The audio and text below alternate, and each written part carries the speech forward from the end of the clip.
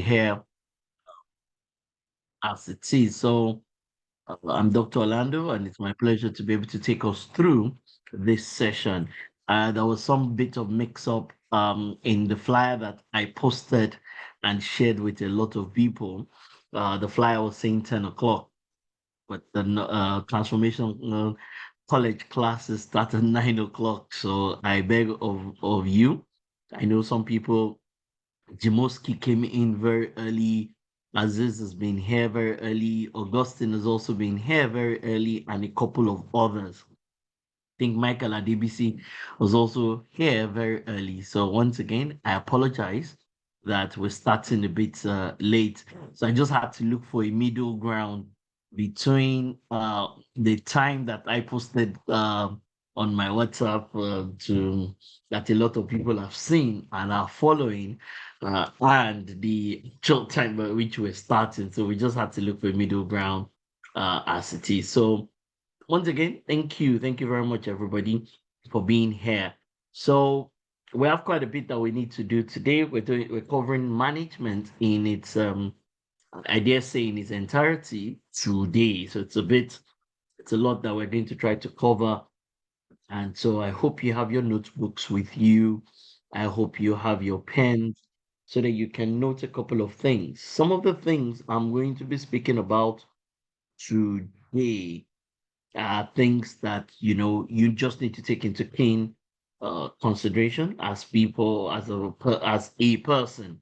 So a lot of what it is that we're going to do today, you need to take it into consideration as a person. How does this affect you? How does this affect your own life? How does this make you more successful with what it is that you're doing? Everybody at some point in time will be some sort of manager.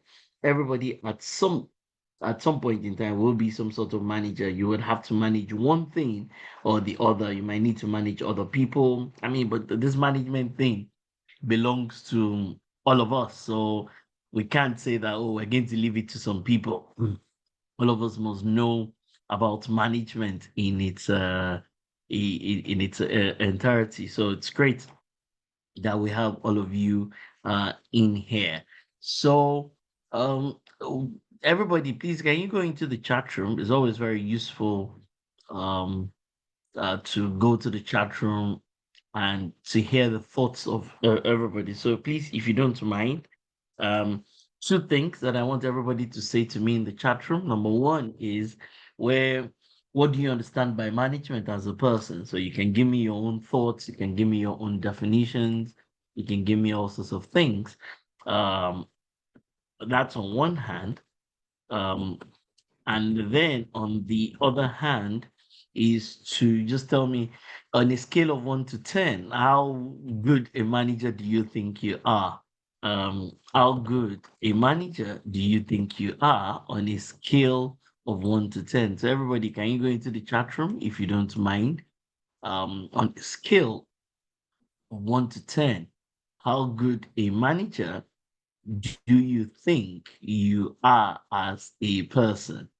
How good a manager are you as a person? So please, everybody, go into the chat room if you don't mind, and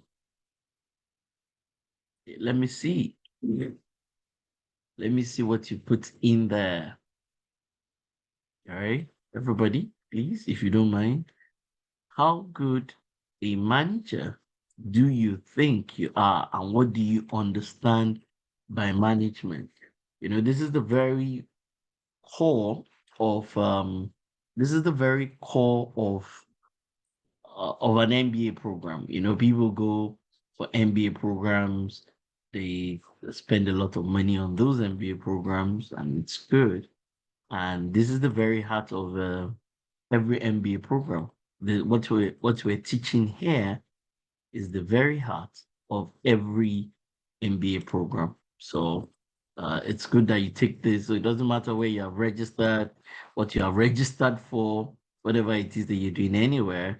It's good that you take some of these things into consideration. This is the very heart of this is the very heart of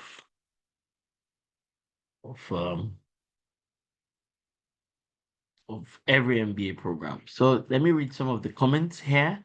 Thank you very much, Miss. Right. So let me see. Some people have comments here. Uh, okay. Let me see. Okay. Yes. Thank you very much, Augustine. Uh, to manage, using people to achieve a desire.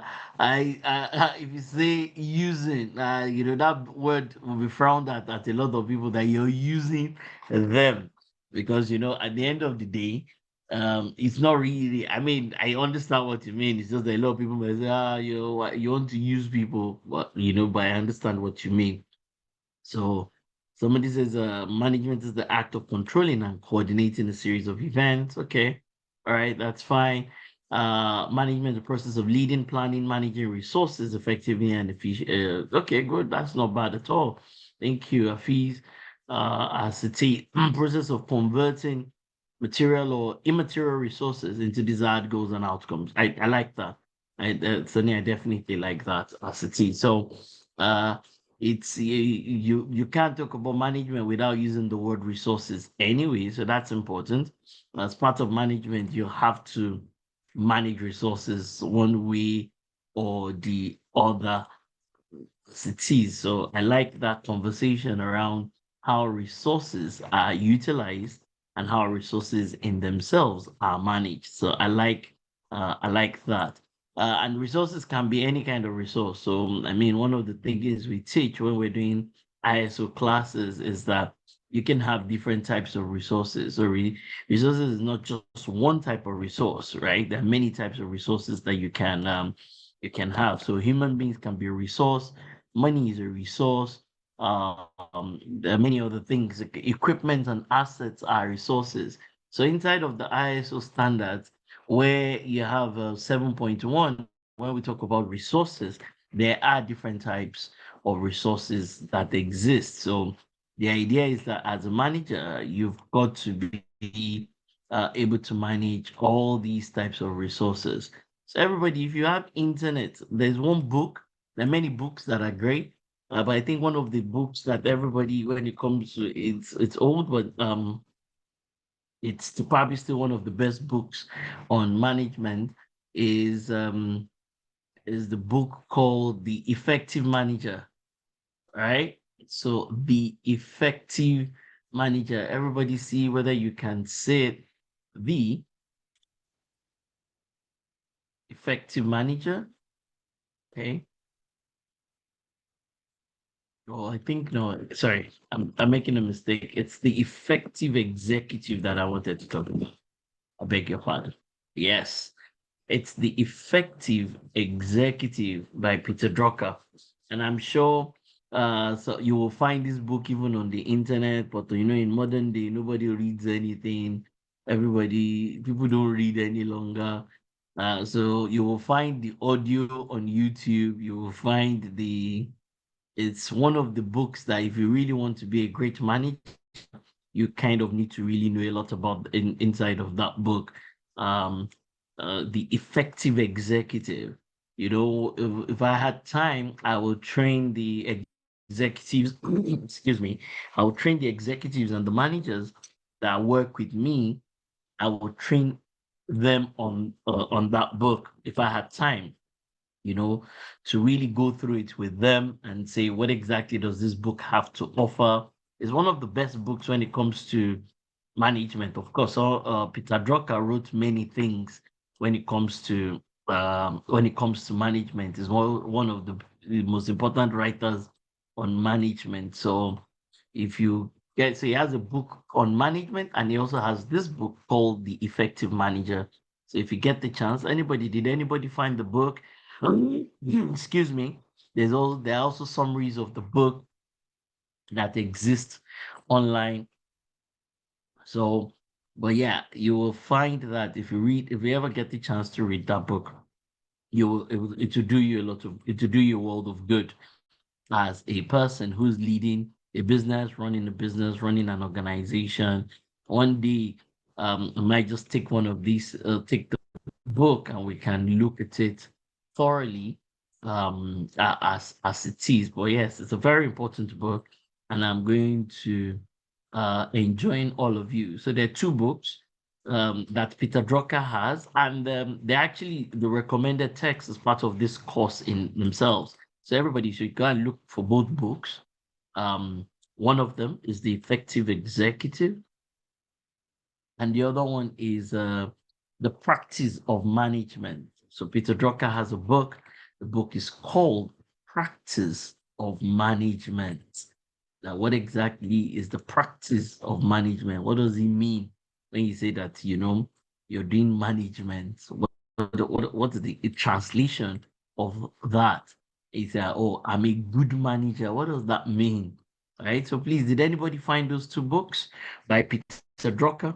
Anybody? Did you find them? Right. The Effective Executive on one hand, and the other one is the practice of management. If I wish I could just spend this whole period on those books in themselves, but yeah, they're really good books. They're things that they contain a lot of things that you should know. So the first lesson here, everybody, please, you should know the gentleman called Mr. Peter Drucker.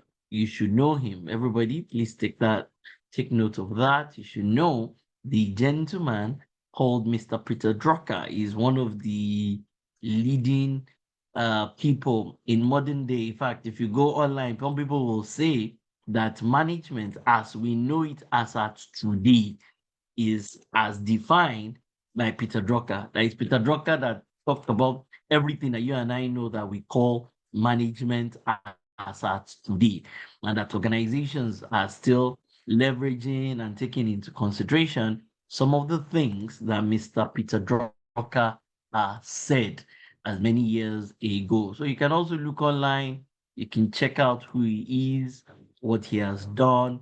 You see quite a bit on Wikipedia around Peter Drucker. So because today we're talking about management, and we're also going to talk about some of those people, but the most important person from my perspective, and I think a lot of global people would also share the same thoughts, is that Peter Drucker pretty much did and said everything that when it comes to management. Peter Drucker pretty much said everything when it comes to management. So please look up the gentleman, look him up. It's great that you understand some of these things, and it's part of the curriculum anyways. I'm not saying this just from my head. It's his books are one of the recommended books. So did anybody find anything on those two books? There, even if you have an account on SlideShare, you'll find a lot of presentations that people have already done tied to these two books: The Practice of Management and The Effective Executive. You will find a lot online about these two books, as it is: The Practice of Management and The Effective Executive. The Practice of Management and The Effective Executive. So one day, maybe if somebody reminds me, we will spend a Saturday just working on the effective executive. That one I really like. In fact, I went to meet somebody who is like my mentor a while ago, and I was like, "Tell me the definitive book for training managers and training executives." And this is a well-read person. Is my guy in the true sense of it. And what he said, oh, that that still go back to the effective executive. That if most executives can ever demonstrate the things that are in the effective executive, that you will see that their performance will significantly improve. So I'm going to enjoin all of you to please have a look at those two books. So did anybody find anything on them? You might find the actual book. If you type the name, Practice of Management, and you put PDF behind it, you might see the book. But I know a lot of people don't really like to read, so you can also look for the PowerPoint document. The PowerPoint document is also very useful, and it will help you significantly. Um, okay, okay, good, good, good. Thank you, everybody. So let me share my screen. Let me get to work. as it is. I think we've discussed the practice. Okay, so it's also being shared here. So yeah, so good. Thank you very much, everyone. Okay, let's do this. All right. Can you see my screen? Can you see my screen? Yes, we can see your screen, sir. Yes, sir. Thank you. Thank you very much. Good. So this is this is the second semester for in Transformation College. We formally we started Transformation College in was June or July last year, but we formally started the program, the NID program in itself. We had a diploma program that we did last year for about 3 months. I think we did it for July, August, and September. Yes, that's what we did. July, August, and September last year. Now we graduated and then we started our NID program, and we have our accreditation as a school, and our name is going to show up on what's that thing, Jam, in the Jam portal very soon. So by I think by come soon, anyways, I don't know when exactly, but soon. People who pick go for do Jam, or what's that thing? Not Jam. What's the one that they do for Polytechnic? Not Jam.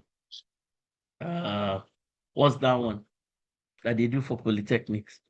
Our name will be on that portal, and people can pick Transformation College as the school that they want to attend. So we're working on that. So we started with the first year by running business informatics. We've just finished the first semester, um, and now we're going into the second semester. And so this is one of the courses called management in itself. So you'll see in here, everybody, the various things in year one, and we're going to bring year one to a beautiful close. I think by August or September. I think August actually. So we're going to bring year one to a beautiful close. So big congratulations to all the people that have been working with us and that have followed us on this whole journey, so to speak. All right. So uh today I'm dealing with number 6. So I know in first semester I dealt with introduction to business, and the second part of it in the second semester is the principles of management. I also know that in first semester I did something on introduction to entrepreneurship, and in this second semester I'm also going to be doing something on the practice of entrepreneurship. So that's all. But this is the whole curriculum for the whole of year one, and this year one will bring it to a beautiful close by the end of August, I believe. So I'm only treating number 6 right now. I did the first part of number 6, and I'm doing the second part of number 6 today, as it is. So, and this is year 2. I mean, now our accreditation has come in, but for me, the most important course that we offer is this business informatics. Business informatics is great. It's a combination of business and information systems. That's really what it is. Some people, if you go online, you see that some people even have masters. The masters courses in the UK and everywhere around the world that teach this same thing called business and information systems.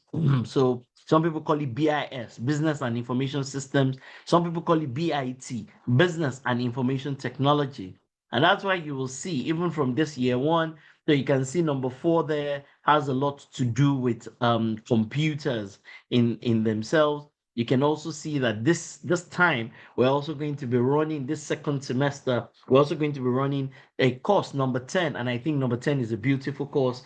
And I've got one of our employees or our staff who's a senior application development expert, and he's going to be doing number 10. He's a great guy. He's going to be teaching system analysis and design. I would have thought it myself, but I think he might even be a much better person to teach it as it is. So we're going to push that course out to everybody. Please get people to join the system analysis and design. That's going to be a beautiful one as it is. And then you'll see that in year 2, uh, you will see that a couple of things, even in year two, they're very much IT. So you can see that in this year two, sorry, if I do this, if you don't mind, you will see that this is IT. Let me use blue for it. You see that this is this two, they're IT, right? You see that in year two, this is IT, right? So you also see that this is IT. You also see that this is IT. So you can see that in this, by the time you get into year two, it's almost more tilted towards IT than any other thing. So, but it's a decent combination of business and information systems.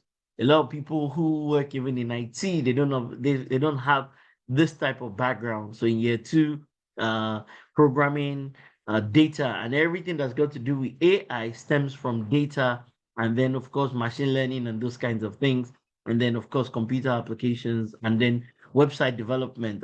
We also have Professor Boma here, who's probably going to teach us a lot of web development and e-commerce and even networking. So this is beautiful. So congratulations to all the people that are part of this class, and I hope you all see it through.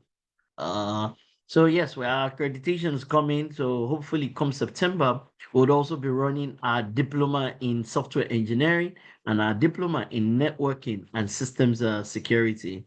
So come September, we're hoping that we'll be able to do beyond just business informatics.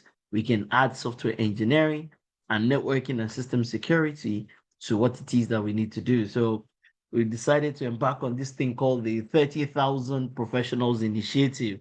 So that's our job. All right. So when we're seeking for support, we're writing to organizations to support us. This whole initiative as of today is being funded by Training Night and A4S.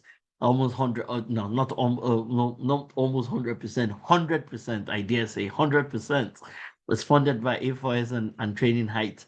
And so we need more support. We want to keep the school as free as humanly possible. And we believe that these three courses are extremely important: business informatics, software engineering, networking, and system security. The things inside of networking and system security helps people to become cybersecurity professionals. The things inside of our diploma in software engineering allows people to become great application developers.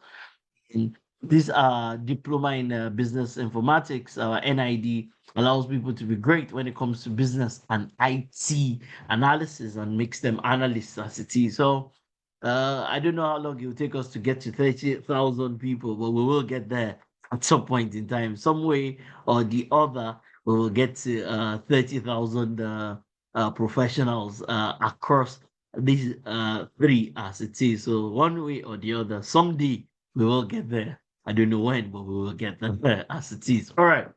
So this is the first thing everybody needs to take away from here. And I always like this slide. I'll still use it when I'm teaching entrepreneurship. I've used it in year one. I've used it in year two. I actually have a book tied to this. And I say to people all the time that, for your organization, these are the objectives of every business. Some people in here, they run businesses. Every business is trying to achieve these things. And if you end up understanding management, the idea is that you can meet business objectives. And I dare say, and that's what the book is about, that the objectives of every business is the same. That the businesses don't have to they can customize these objectives, but that the objectives, what every business is trying to achieve, is pretty much the same, broadly speaking. And so this is my theory, and um, this is what my book is about. So now, number one, everybody wants to have a great strategy that allows them to be able to achieve their own business goals and objectives. Everybody wants to get revenue and profit, and it doesn't matter the kind of business that you do, whether you're doing event management, whether you're doing you're selling recharge cards, you cook or you bake. In as much as it's a business, then these things are important to you. You're looking for revenue, you want to make profit, you want to ensure that you understand, you know how to reduce cost. You want to make sure that you can, I like that number four. You can acquire, satisfy them, you can delight them, and even retain your customers. So every business is looking to achieve the same thing. Or any business that is here every business is looking to achieve exactly the same thing. There is no business that what they're really looking at is really out of these things. So this is what you're trying to do. You're trying to get competitive advantage over the next person. Everybody's looking to do that. Everybody wants some kind of competitive advantage over the next person. Everybody's looking to do that. Everybody, everybody wants more market share. Everybody wants to meet and even surpass market demands. So everybody wants to find a way to keep their HR and maintain a great culture in their organization. Everybody is looking to improve the quality of their products and services. Everybody wants to consistently innovate. I went to eat amala somewhere recently, and if you see how the people have even tried to modernize their environment, they've started innovating. In those days, when you go to amala joint, they didn't have POS. Now they do. So everybody is innovating. And everybody wants to ensure that the internal processes, the process for making amala, the process for serving people, the process for payment, the process for getting on the queue. You collect they put the bowls outside so that you pick the size of bowl that you want. You give it to the amala person. The amala person puts it. They ask if you want a wedu and begiri. Those ones who put it on it. They ask you what type of meat, and you're going through the process like that. So those people might not be very, very literate, but trust me, they've thought through what it is that they are doing. So these are the objectives of every business. Every business is trying to do exactly the same thing. And if you're going to be a great manager, that is why companies need great managers, because you need people, you need employees, you need staff, and even the owners of the business themselves. Their job is to try to ensure that they meet these objectives. That's what it is. So the staff of the organization, the managers, even the owners of the company, the executives, they need to build excellent management skills for a certain purpose. They're not trying to build it just because they need to have those skills.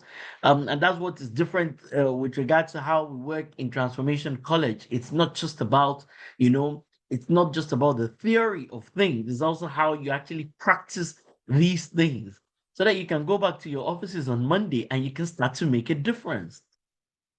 So every organization is looking for great staff. Everybody needs excellent management skills, but to what end? To the end of being able to achieve these objectives for their own organization.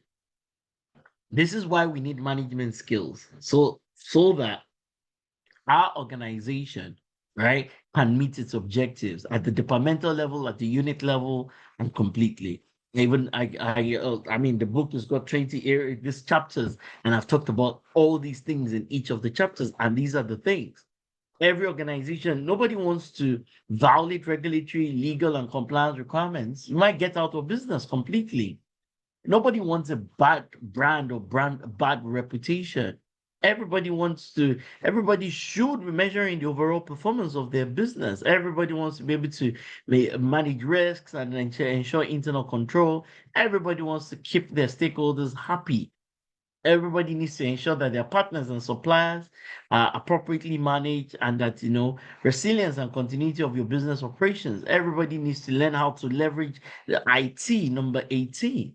Everybody, we all need to contribute to the environment, and all of us need to be great when it comes to project management and the benefits for our own organizations, because projects cost money. So these are very important things, everybody. These are very important things, objectives of every business. And that's why all of us need to have great management skills. Our job is to ensure, it doesn't matter whether you're the owner, whether you're staff or employee, it doesn't matter whether you're junior staff, middle staff, executive staff. All of us need great management skills to one particular end, to the end of being able to help our organization achieve these objectives. And I hope that is clear. So we're not trying to acquire great skills for just acquisition purposes. We're trying to acquire great management knowledge and skills and capabilities, knowledge, skills, and capabilities, to the end of being able to help our organization achieve their objectives. All right. I like to talk about Microsoft Office a lot because I believe that every professional, everybody who's going to be a great manager, you've got to be good with Microsoft Office. Last week we had a team that was in our office, that was learning what's that thing called? We had a team in our office that was learning business analysis. They came and they were learning business analysis. And I was telling them, I said, the big challenge for everybody when it comes to business analysis is that we don't even know how to use Microsoft Office the tools. Most of us struggle with Microsoft Office tools. Most people struggle. So the average person is very poor with Word or Excel or PowerPoint. Where a PowerPoint and Excel, the worst. Most people don't know anything about Publisher or maybe how to use Canva. Even setting up Microsoft Teams meetings is a challenge. How we use Outlook, and then of course, only one out of only God knows, maybe 100 knows anything about how to use Microsoft Access. So for everybody that is on this call, one of the things that your life needs, that you need to get on top as a person in your life is Microsoft Office. Your professional life is Microsoft Office. One of the things you need to get on top of in your professional life is Microsoft Office. You will need Microsoft Office. You need to know Microsoft Office. You need to be very comfortable with Microsoft Office. Of course, we hope that one day, as part of our program, we're going to be able I mean, we've got big dreams in Transformation College. We plan that one day we'll give laptops to our students. Plan that one day we will give Microsoft Office licenses to our students.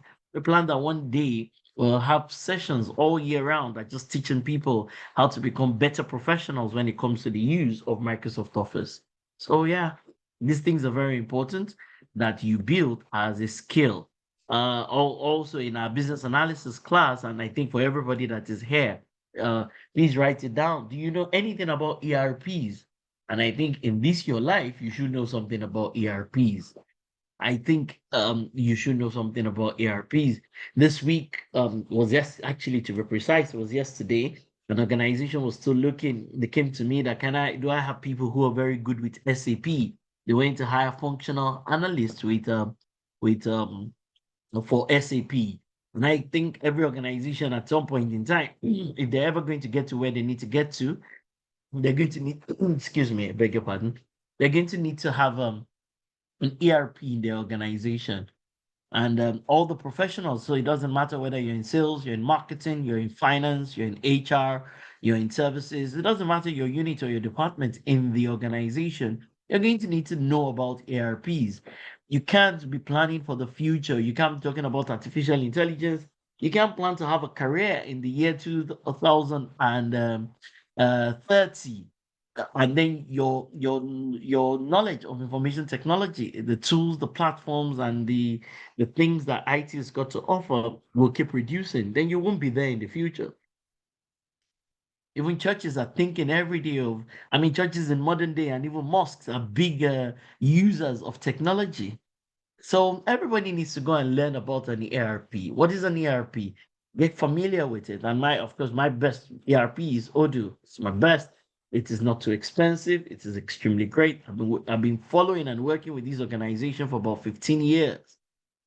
And I think the product is matured. I think the value an organization starts to get out of it is way more than even the cost of the platform in itself. So I definitely do think all of you go on your phone. If you pull out your phones and you go to the Play Store, you'll find something on Odoo ARP, a small app. I think it's important that we all understand what this is, right? This is not a class for me to teach this, but you cannot be a great manager if you're struggling here. You definitely will not be a great manager if you're struggling. You go for an interview and then they say that, do you know how to use an ERP or any type of ERP? It could be Sage, it could be something else. And you say, no, I don't know how to use HR software. I don't know how to use finance application. I don't know how to use an intranet. I don't know how to use a CRM.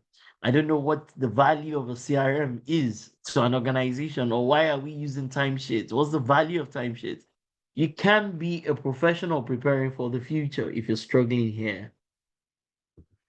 So, as part of your arsenal, as somebody who's preparing for the future, somebody who's going to be extremely great, somebody who's going to end up building an organization and running it appropriately and making sure that you become a global institution, your knowledge of ERPs has got to be excellent.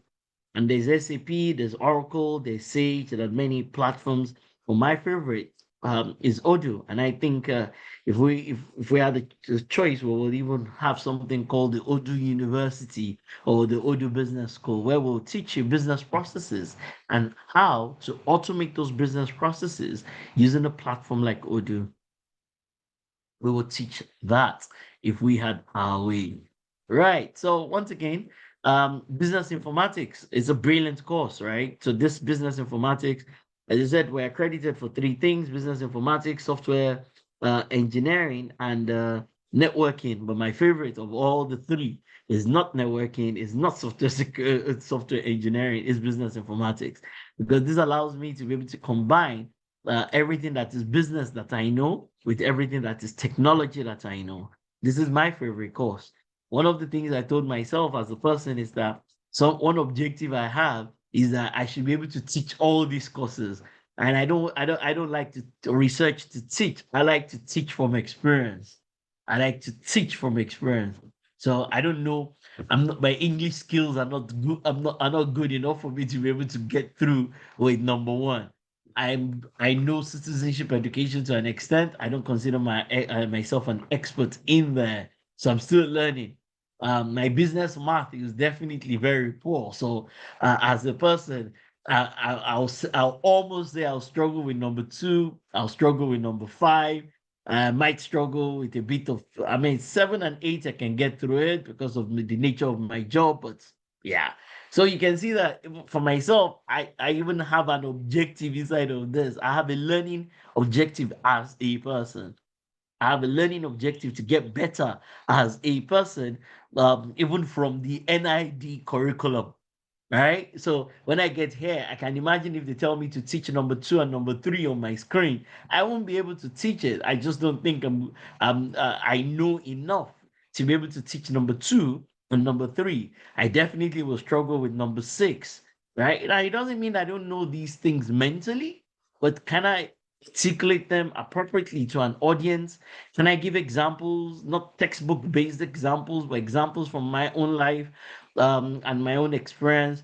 Can I relate it to skills and capabilities that people need to build and use at work the next day? No, I'm not sure. I'm not sure I can do that. So, as a person, I have learning objectives even inside of NID.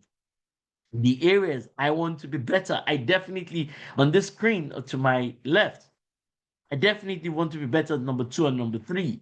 So, as much as humanly possible, I'm joining those classes not to teach them, but to be a student of NID myself. And I probably will be a lifelong student of NID, completely learning of Transformation College. I beg your pardon, just building my skills and my depth in a lot of these areas. So, yeah, as a person, I'm looking to get better with NID. So I think everybody here needs to get better even with the transformation college. I don't I think I almost have I have many degrees in my lifetime and I still cannot beat my chest and say that everything inside of this business informatics alone, I'm not even talking about the other two courses, that I thoroughly understand them enough.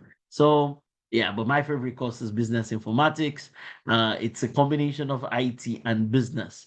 It's a combination of IT and business, and it's a global course. Once again, a masters in the masters in business and IT. There's masters in business and information systems.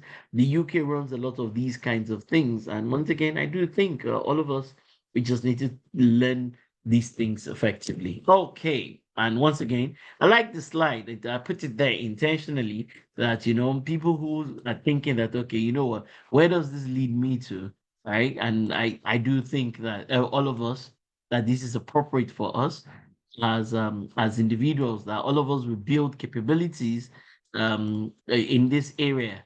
So yeah. So, and what we teach even in our business analysis course in training night is tied to this. So if you end up in management consulting, IT, business analysis, project management, solution architecture, enterprise architecture, all these kinds of things. This business informatics is for you. Even sales and marketing, this business informatics is for you, right? So these are some of the things in the as part of this course in itself. And I'm going to be talking about these things. This is not the entrepreneurship course. The entrepreneurship course, I'll be doing it, I think, in about 2 weeks, but that's it really. So you learn management skills because of the business.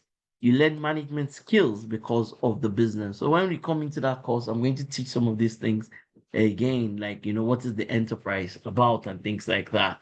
But I put them here, I intentionally put them here because some people on this call, your entrepreneurs and your businesses can be great. I'm a member of Fit Foundation. I think the organization is great. And I even think that, what they teach you there is pretty much the same thing we teach here, especially in this in the entrepreneurship and in the management class. And in a lot of the things, it's almost like our NID program can be mapped to the Fit Foundation course because we teach you business here. And so once again, if you come back here, you see the key things that make an organization. So let's look at it. You're learning communication in here. You're learning about the laws of the land as it is. You're learning about entrepreneurship. You're learning about IT. You're learning about economics. You're learning about accounting. You're learning about many things around how to design systems and things like that. You're also learning how to be great when it comes to logical thinking. That's what you have around business math. If you come here, you see that you're learning statistics, you're learning about law, you're learning about finance, you're learning about purchasing, you're learning about research, you're learning about HR, you're learning about cost accounting, you're learning business communication. It's a lot. It's a lot that is in here that you're learning. So if you that's why we said that our course is better than an MBA. And I don't we're not saying that just as a marketing slogan. Is because we know exactly what it is that we are doing. So yeah, so that's it, right? Now everybody, once again, um for this is my personal philosophy that life in itself is just about value, right? I think everything is about value. I think everybody that is on this call, you're here because of value. I think people get married because of value.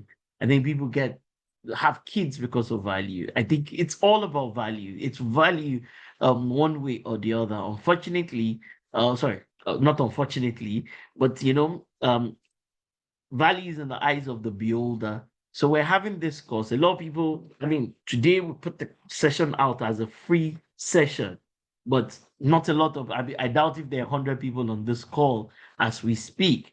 So that's because, so for some people, this kind of knowledge, this kind of thing that we're doing here, they don't consider it to be valuable. While some other people will break an arm and a leg, the Otegu family and a couple of others will break an arm and a leg to be a part of the program. That's because they see value in it. So I think that life, this whole earth is about value. People go to their to church, to mosque, to wherever it is that they need to go to because of the value they're hoping to get out of it. So I think life completely is about value. People stay in organizations because of value. People go to work in certain places because of value. So all of us need to be in constant pursuit of value. We should be able to deliver value as a person, as an organization. It's about value. So when I see people sometimes they're struggling with marketing and sales, I automatically know that what they're struggling with is not with marketing or sales, is the ability to be able to project value. They haven't yet understood what is valuable to the entity that they're talking to, right? So it's all about value, changing the lives of people and organization, in our intellectual lives, our financial lives, our economic lives, our social, emotional, people don't think about life from these multiple perspectives, right? So we've got our life is in different directions as it is. And so once again, everything is about value. So as you're on this call, uh, it's about value. It's about value, right? it's all about it's all about value, the value that you're able to provide. So you can and somebody was telling me yesterday we had a program, and it was a program that we did on SDG. Um, yeah, I think we did SDG 3, I believe. Yes, and it was about health and wellness, right? It was about health and wellness, and the person was saying to me that why are we not running wellness programs? And why are we not doing that? Right? So um your health is an issue. People have, how you manage people, technology, legal. I mean, it's an endless list when we want to dissect all of us or all our lives. Now, my point is, as managers, we need to understand what value is. What is valuable to the people we talk to? What is valuable to our own organization? What is valuable um, to everybody we interact with? What is valuable to our employers? What is valuable to our family? What is value? And our job is to ensure that we provide that value. We provide that value. I dare say, yeah, I can say the emotional and should I say health, yeah, lives, right? Health or health, yeah, yeah, the health perspectives, right? So, so as managers, we should always go for value. We should have value clearly at the back of our minds as managers. How can I add value, right, to my estate, to my home, to the people that I interact with? How do I add value? Right? And our job as managers is to change people and to change organizations. I'm hoping I'm adding value to you from this session, and I'm hoping that I can change your lives from one level to the next via this session. So everything is about value. And as managers, we should just strive to ensure that we consistently keep adding value to people and to organizations. We can add value to processes, we can add value to all sorts of things. Let me move on. There's the concept of USP. I've included a couple of concepts in here, and that's why I told you to have your notes, right? So and I like to look at this from two perspectives. What is your unique selling point as a person, right? And how can so maybe three perspectives. What is your unique selling point as a person? What is the unique selling point of your organization as an entity? Right? That's the second perspective. What is your own unique selling point? What is the competitive advantage that you have?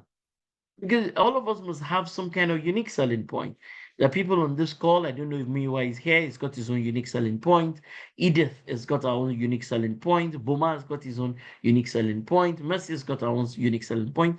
Everybody must have their own unique selling point, right? You must have your own unique selling point as a person.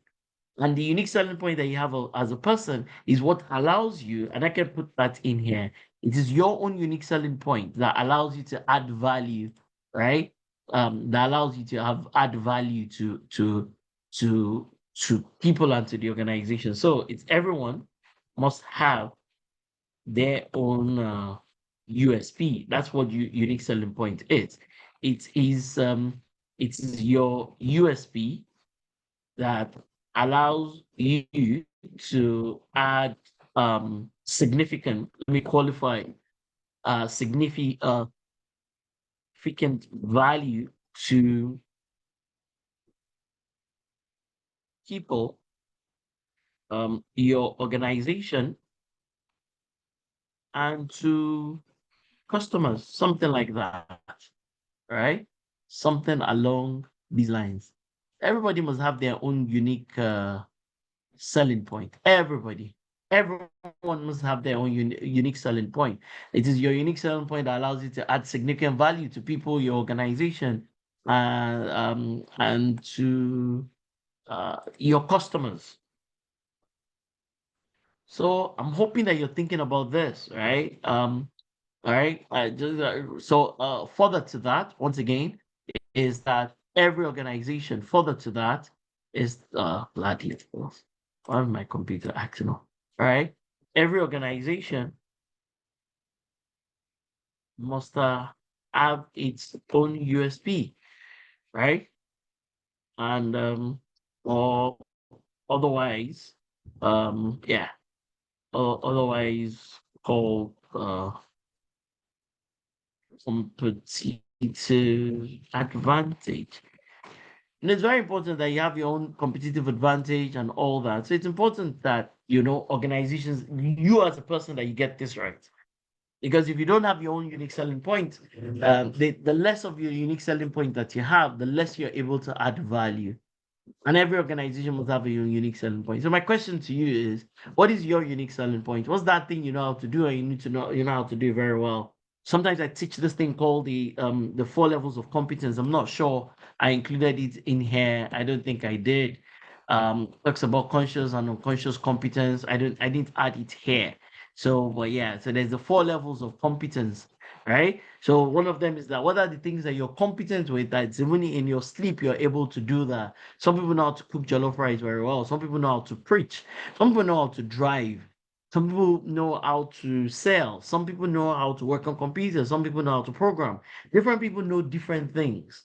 But what is your unique selling point?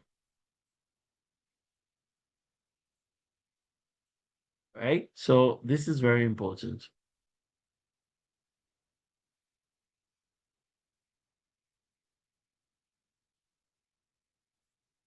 right? So this is important, right? So once again, all of you need to go back and think about it, your unique selling point as a person and the unique selling point of your organization. You need to go and think about what is the unique selling point of your organization, because the training today is about management, and it's about how everybody can become a great manager. Now, one of the things you can do as a great manager is that you, as a manager, must have a great unique selling point. Apart from that, your organization must also have its own unique selling point. So you, as a manager, you can also help your organization build and develop a unique selling point. So the unique selling point is from two perspectives. It is one, from your perspective as a person. It is number two, the unique selling point that you bring onto your own organization. Okay. So you have to, so I like this. It says that what your business does best, what your customer wants, what your competition is struggling with, and then you arrive at your unique selling point. So everybody, you must go back and ask, what is my unique selling point, and what is the unique selling point of my organization? How can I use my personal unique selling point to help enable my organization? Unfortunately, in modern day, people don't think about their organizations. In fact, people almost go to work for companies thinking about how to defraud the company one way or the other. But that's not the way it's meant to be. That's not the way it's meant to be.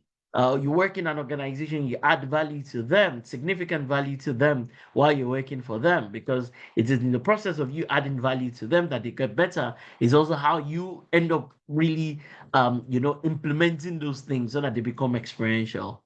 Right? So good.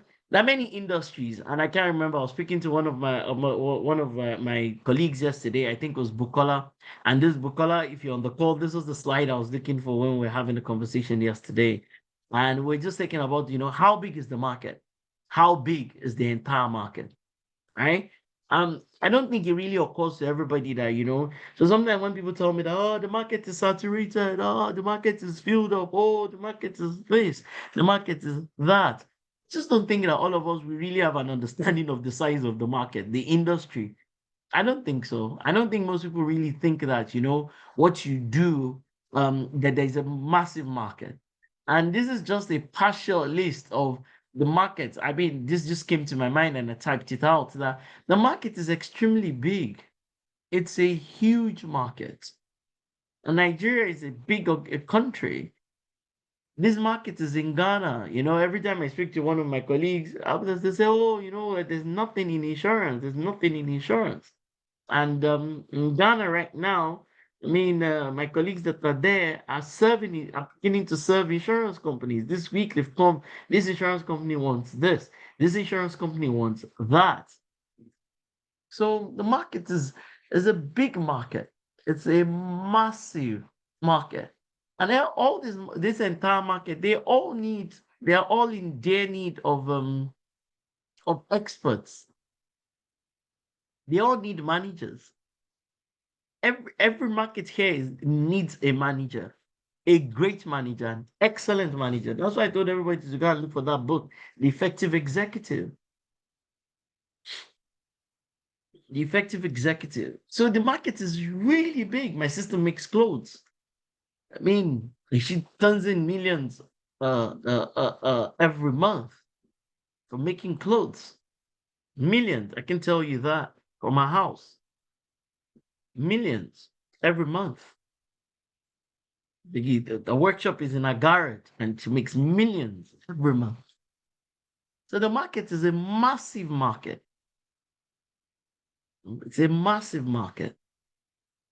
So, and every market is in dire need of great managers. Look at housing, construction, real estate, entertainment. It's massive. It's a big market. It's a horrendously big market.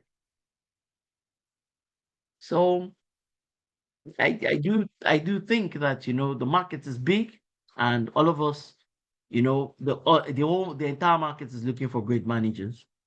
The entire market is looking for great managers. I also put something on innovation.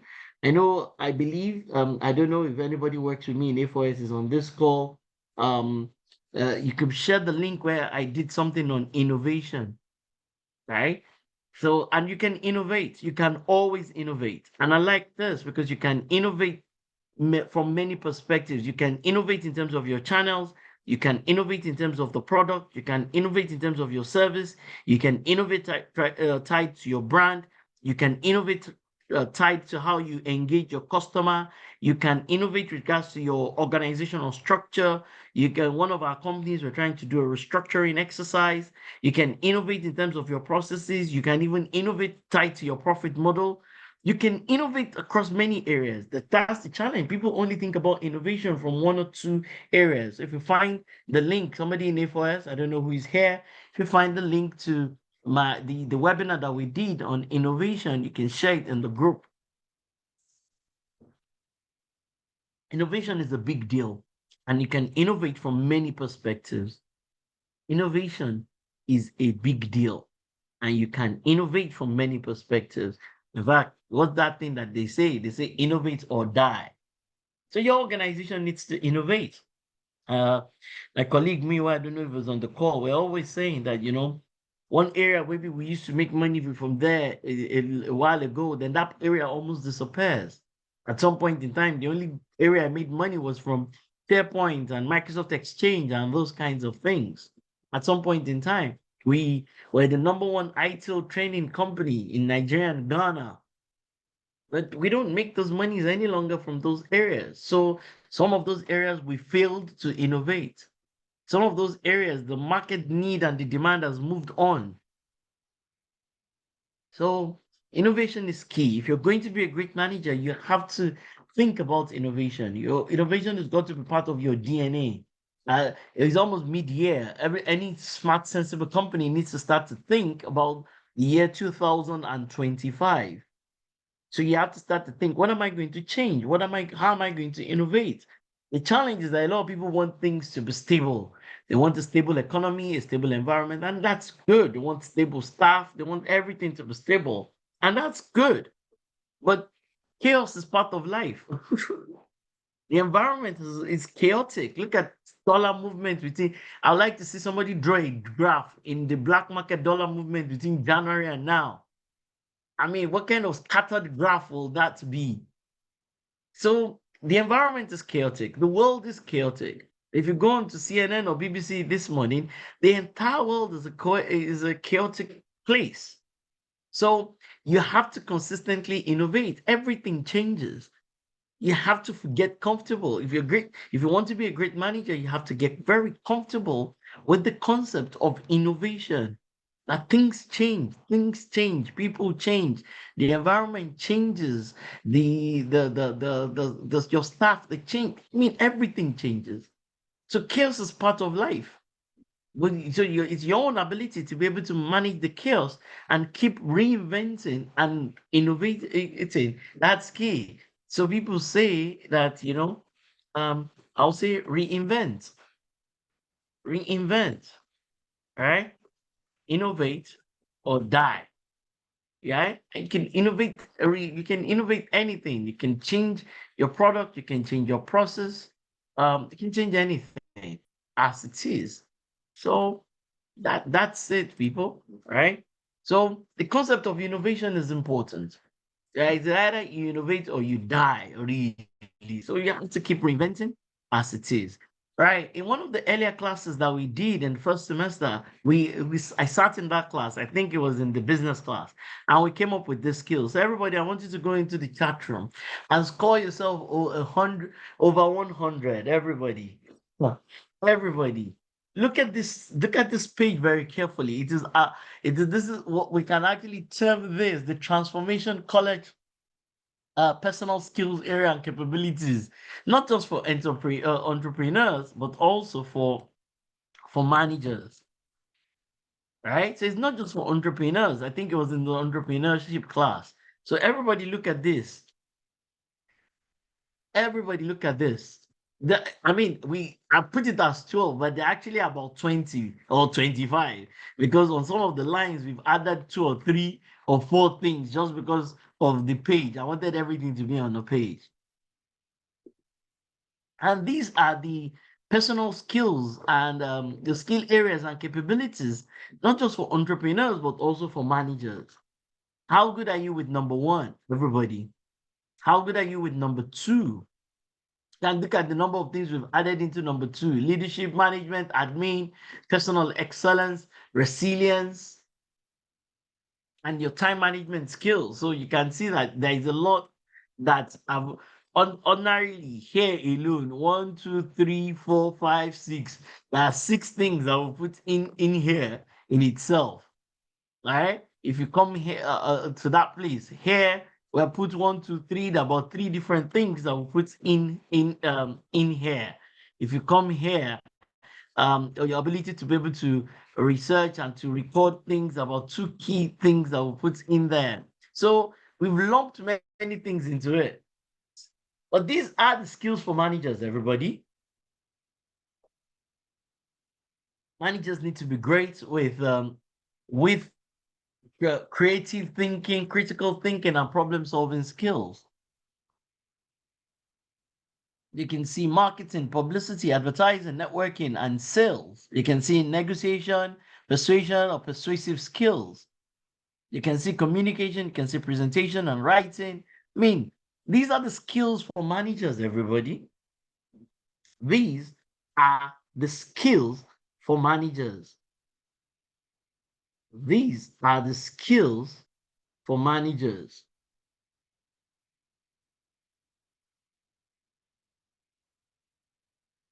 So if you're a manager and you're here, these are the kinds of skills that you need to have.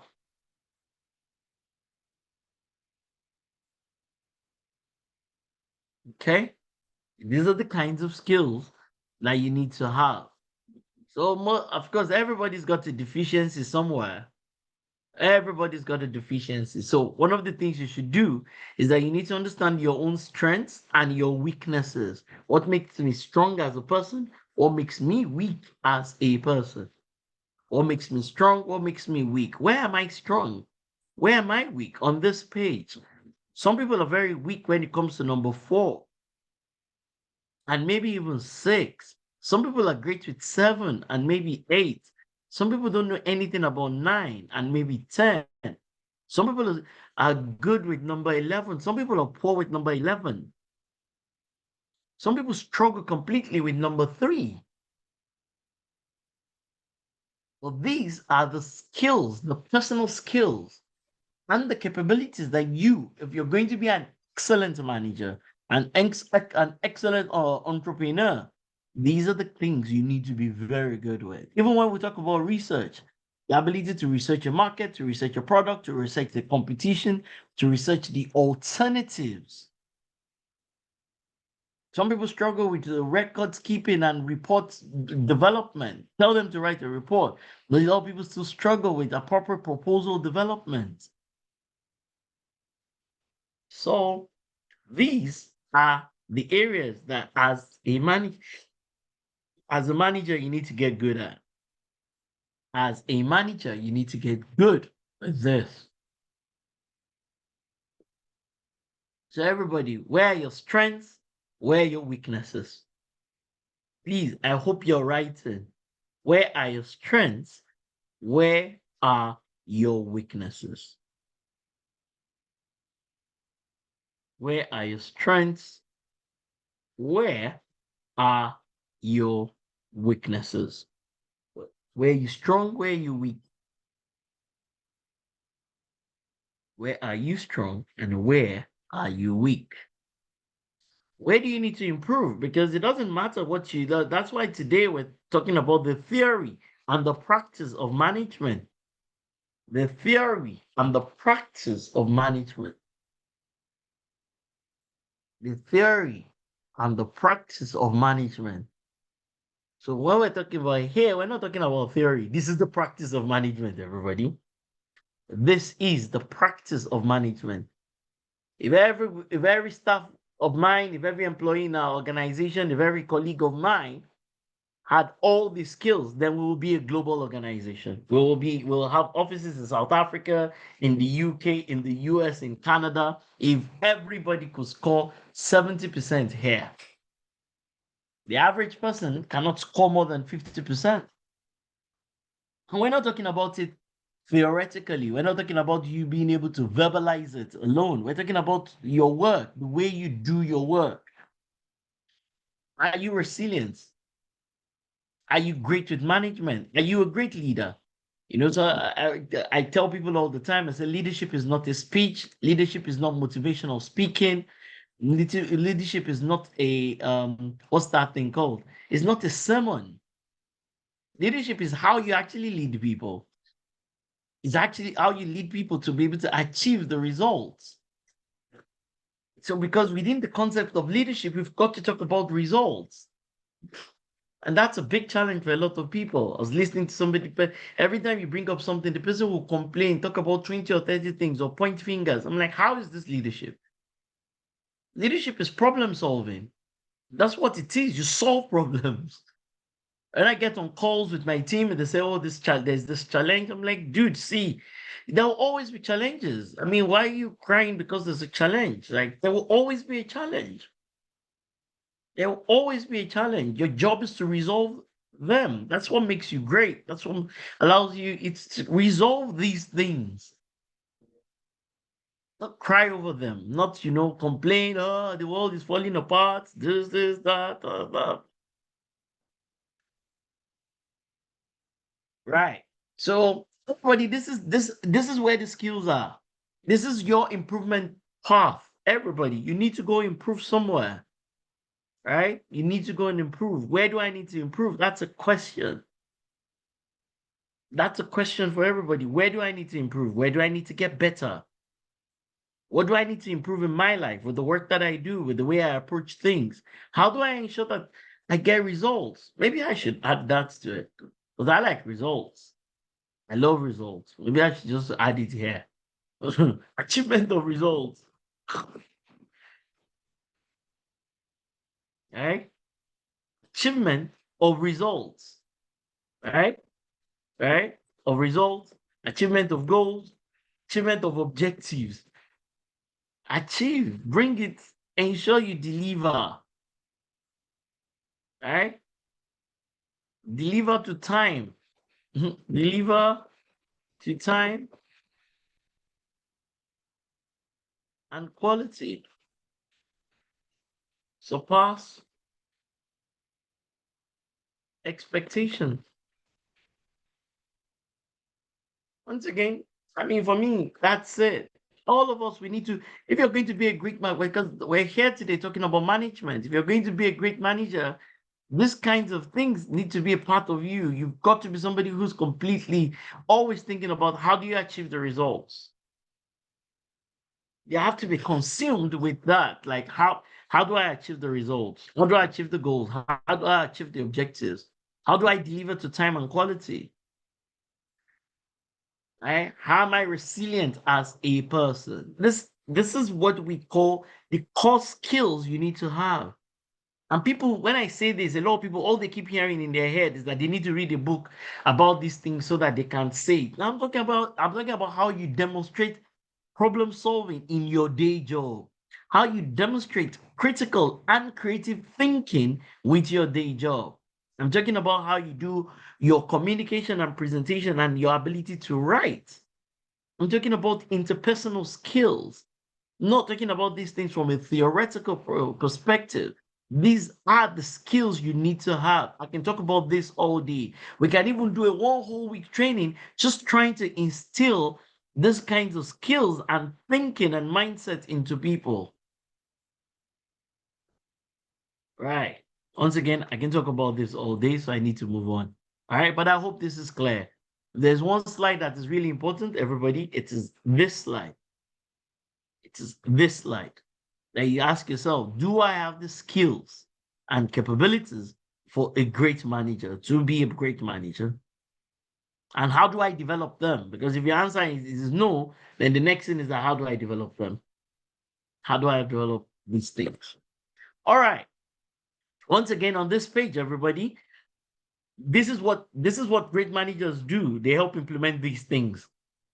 Everybody, this is what great managers do. This is not theory. This is the practice of management.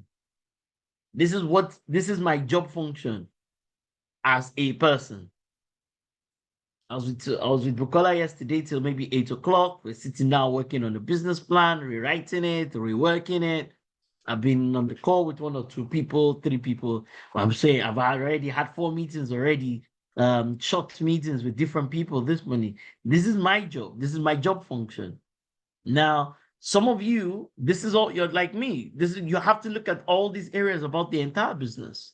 You have to look at everything, the board structure, the governance structure, strategy and planning, how you do manage risk, your products and your services, how you deliver them, how you brand, market, and advertise, how you sell, how you manage accounts, how you do your finance and sales, how you do HR, how you do admin, logistics. For some of you, you're like me. This is your job function. If they're writing to write your JD, this is what this is what they will write. This is what they will write, that, because this is your job function. If you're managing a business, this is automatically your job function. And so some other people, your job is only one area. You only have to deal with, maybe you're the accountant, or you only have to deal with HR. Maybe your job function is number 7, or it's number 8, or it's number 6, or it's number 9, or it's number 10, whatever that thing is. So maybe you're lucky, you only have to deal with one thing. But some of the people, they have to deal with everything because of their role in the organization. So, but this is why we need great managers. That's why all of us need great management skills, because of everything that is here. Right? So we can talk about operations, for example. We can say, oh, you know what? Plus operations, we can talk about, whatever operations means in your own whatever operations means in your own organization. Operations can mean different things to different people depending on the nature of your own organization. All right. So there are many parts to be managed in an organization, and we need great managers, both vertically and horizontally. We need great managers across board. We need great managers across board. Our job is to ensure that this our course, this transformation college, it's the same thing you will get if you go to Canada, go to any school. That's why we're putting a lot of time and attention into what it is that we're doing. Everybody needs to go and work on their own SWOT analysis. Everybody needs to go and work on their own SWOT analysis. I can't do your SWOT for you. I don't know you enough. You should be objective enough with yourself to say, these are my strengths, these are my weaknesses, these are the opportunities for me, and these are my threats. But you don't only do this at an individual level, you also have to do it at the company level. You have to do it at the company level. So every business needs to understand this. Every individual manager needs to know this. Every business needs to have this documented. As I said yesterday night, this is what it is that I was doing with one of my colleagues. We're saying that, do we really have any strength in this business? What is making us weak? Is it funding? Is it marketing? Where is our weakness? Where is our strength as a business? Yesterday, this is what we're doing. Yesterday.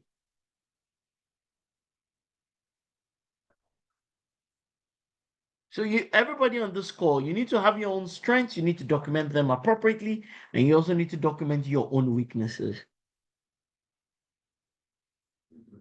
All right. I'll move on very quickly. Once again, this affects all businesses. And so your job in an organization as a manager might be to handle some of these things. Are you the lawyer who's going to help with the legal side of things?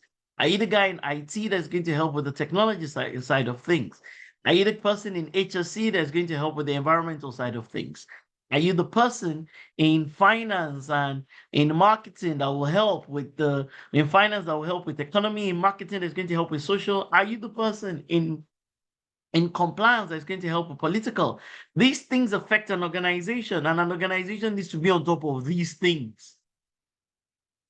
This is not just about the theoretical learning of these things, because that's what a lot of people do.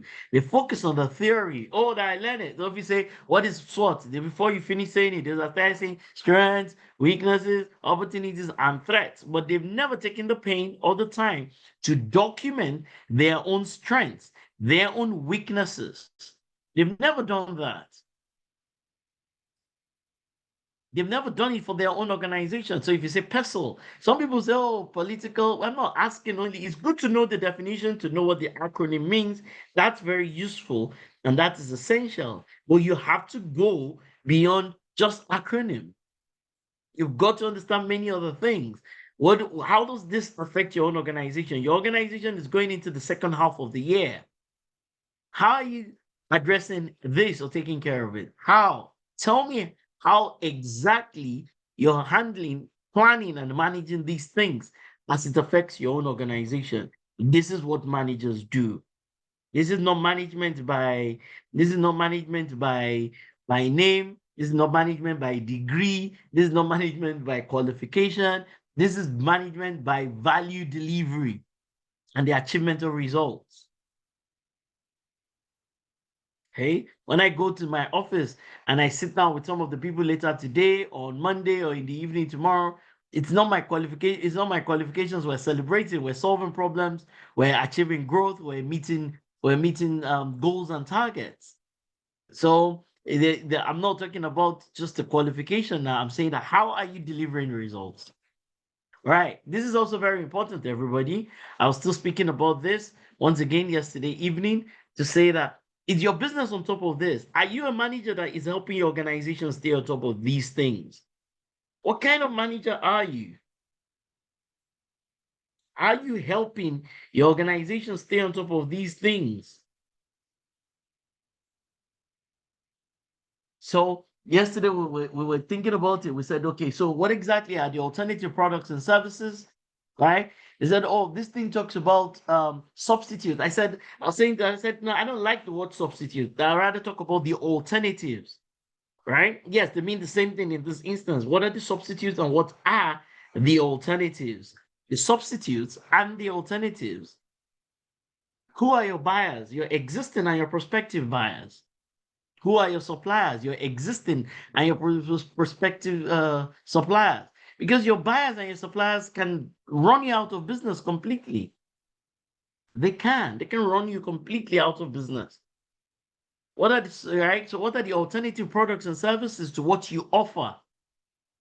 So this session that I'm doing is maybe the alternative is on Udemy or Allison or one of those things. I'm not sure they're going to teach you like this, but yeah, it could be some AI generated thing that is the alternative. Who are the new people coming into your market? Recently, recently what did they just do? They just give new PSP and PTSP licenses out. Brand new licenses. Brand new licenses have just been given out recently. So, there are always new entrants. There are always new entrants. There are always new entrants. There are always new entrants. And then, of course, there's your direct competition, which is what's a smack in the middle. It's good for you to learn this mentally. It's better for you to learn it for implementation. It's called Potter's Five Forces. So you can learn it mentally. That's not bad, but it's even better if you take these things into consideration with the work that you're doing. So people who do strategy for an organization, they will do the documentation, but strategy does not execute strategy. Execution of strategy sits with sales and marketing, sits with procurement. So the bargaining power of your buyers is a marketing and sales issue. Bargaining power of suppliers is a procurement and supply chain issue. The threat of substitute products is a business, it's the product development and operations problem. New entrants is once again is a strategy issue. So this is what people do. This is not theoretical, it's a job. It sits in operations, sits in IT, sits in sales and marketing, sits in strategy, sits in different departments in the organization. All right.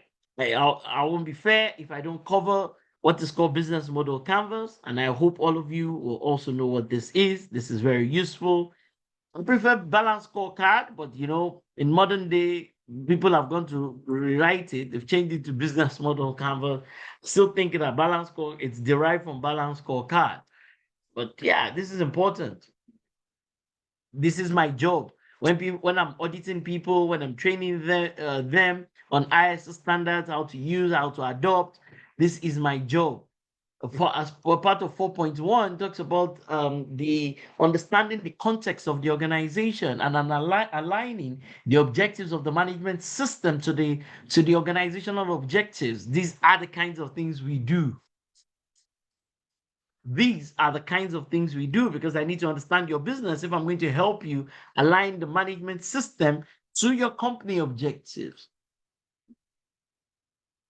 So when people are breaking down their company, like you want to do ISO 9001 and you go to 8.1, 8.2, they start to say that, oh, what are the requirements for the product and services? These are the kinds of things that help you. It's a thinking pattern and a thinking approach. Who are my key partners? What are my activities? The resources I have, value proposition, customer relationship channels. Everybody needs to have this. There's no organization that should not have an updated version of this. So there's no organization that should not have an updated version of this. But people do it. And it's not, some people will say, oh, we did it before. You need to do it every year. You need to do it every quarter. You need to keep updating it. You need to keep updating it. Things change. Nothing is stagnant. Nothing ever remains the same. Things change.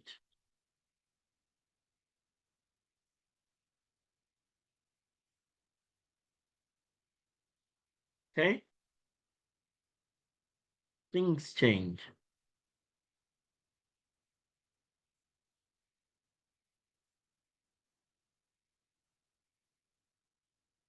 Oh, there's also what they call Potter's value chain. Organizations need to also have this.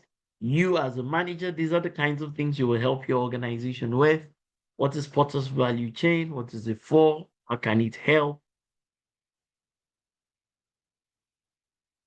This is part of the ISO 9001.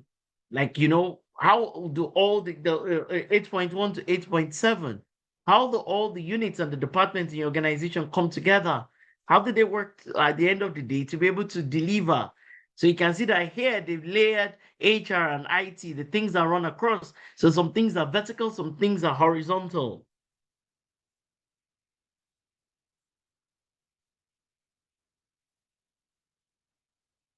Are we good? All right. This is one of my favorites. So every organization that is in strategy needs to do this. Your financial perspective, your customer perspective, internal processes, how your people learn and grow, and your vision and your strategy. This is what we need managers for. Managers need to define and execute. Define and execute. Define and execute. Financial, finance department, customer, marketing, sales, customer service, internal business processes, all the departments and units, learning and growth, HR.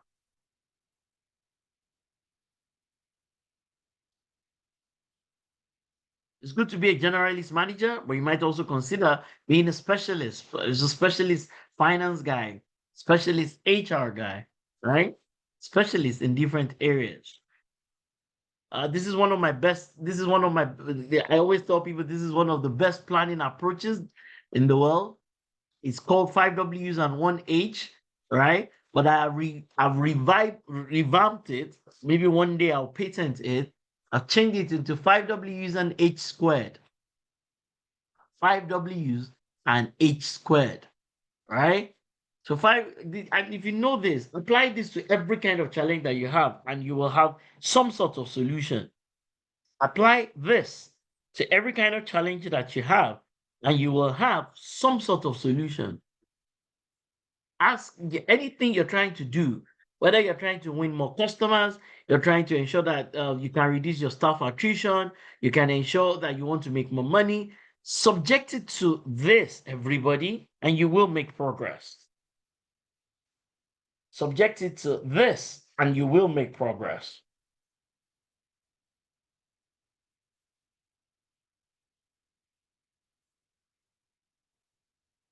Anything you're doing, subject it to this, and you will make some sort of progress.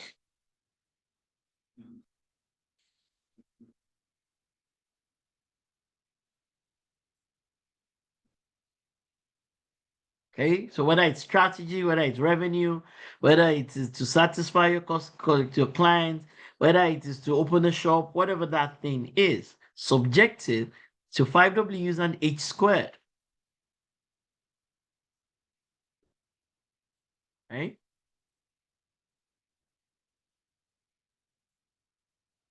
Yeah.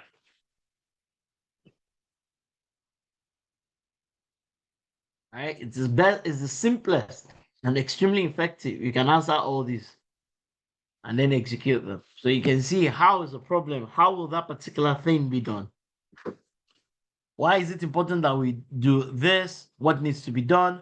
Who will do it? When will it be done? Where will it be done? How will it be done? And how do we measure if it's working effectively? Okay, right? If you're a manager, you need to be able to write a business plan. If you're great, if you plan to be a great manager, you need to be able to write a business plan, a sensible business plan, a workable business plan, a not a business plan as part of an assignment, but a business plan that can work. You know, sometimes when we're talking to clients, they say, "Oh, I did this thing in business school." I'm like, "That's great, but can you write a plan that can actually be executed?"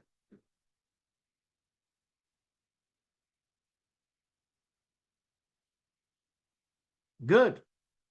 I'll put this in here because we use it in the entrepreneurship class, but I put it in here. I actually wrote it in the entrepreneurship class while we're having the class. But so everybody, maybe you can go back and have a look at this for your organization. You can go back and say, in our organization, do we have all these questions right?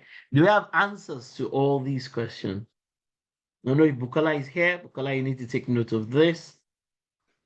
All right.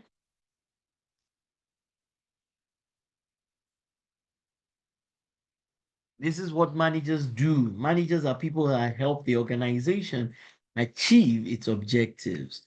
Managers are people who help the organization achieve its objectives. This is what managers do. They help organizations achieve their objective. They help organizations achieve results. Managers, inside of the answer to everything here is tied to a person, a manager in the organization. A manager, one manager or the other, a location manager, a unit manager, a business manager, an operations manager, a departmental manager, a project manager. Managers, these are the kinds of things they do. They help organizations with these things.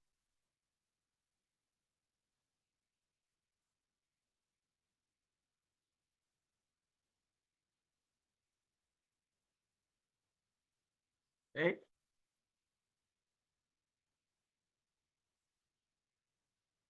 Okay, so everybody, now this I like this. I like this a lot. So a definition for management, the definition for management, So that's why when somebody said resources, I said that's very important.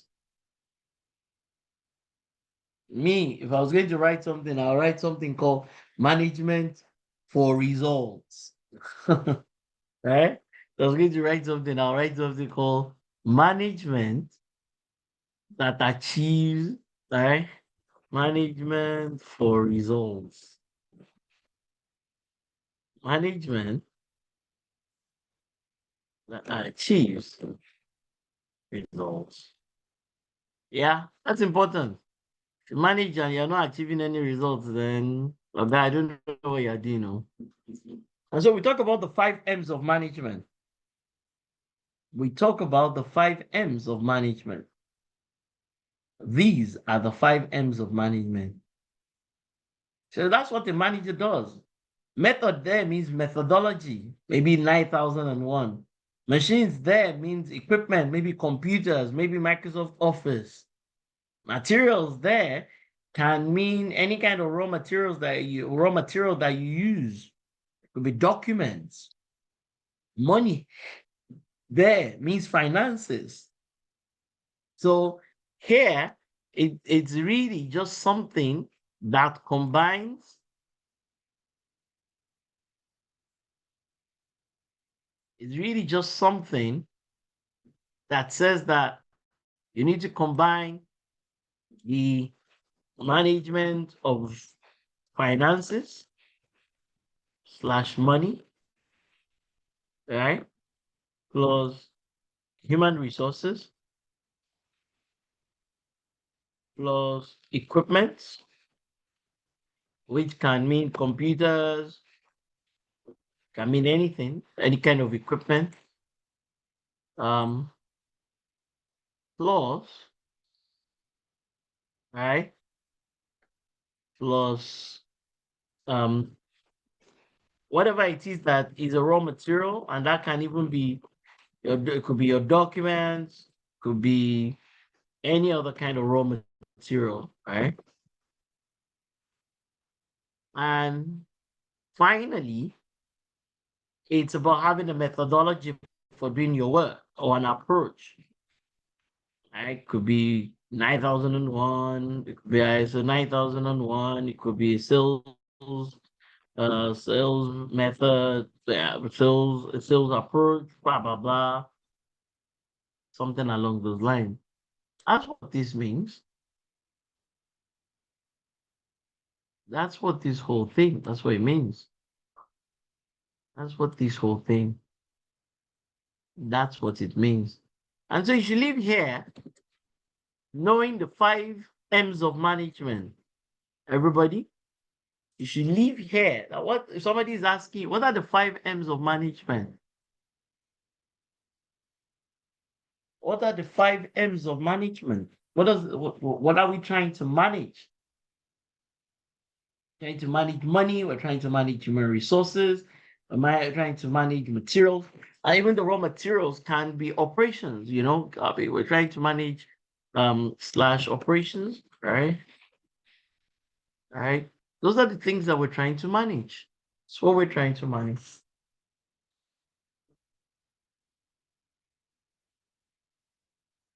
So if I was Peter Drucker, that's what I would have written. Because I think results are very important. Results are very important. We should be result oriented. How do we achieve the results? How do we achieve the results?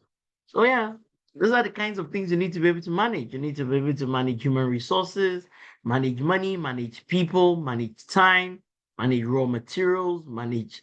You should have a methodology or an approach to managing things, all to achieve results.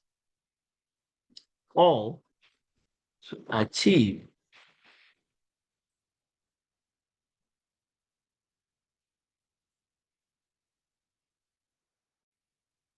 Yep. All to ensure that you achieve company results and objectives. Go away from here thinking, how do I achieve results in my life, for my organization, for my unit? How do we achieve results? We should be result oriented. But yeah, it's called the 5 M's of management, people. It's called the 5 M's of management. Right. So once again, different ways by which people look at it: manpower, methods, methodology, machines, materials, and some people call, yeah. Um. So here, method is here, machines here, material is here.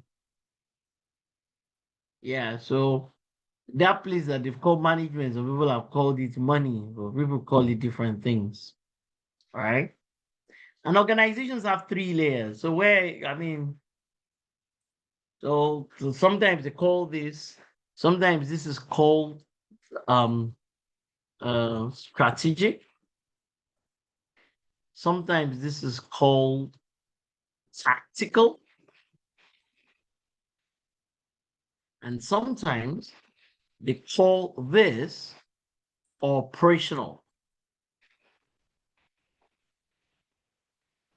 So that's the other name that people call these layers. And you should know that every organization is kind of broken down like this. So it's strategic, it's tactical, and it is operational.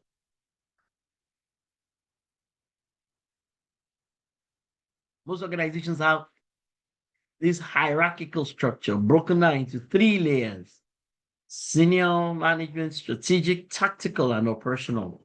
This is how most organizations, the hierarchical structure.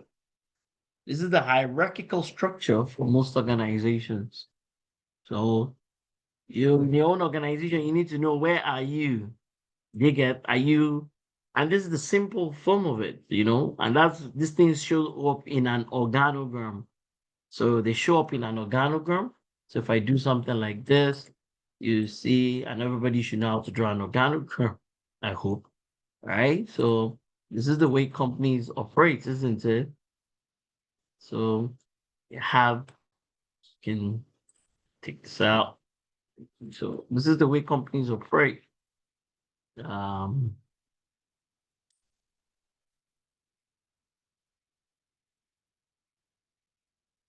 mhm.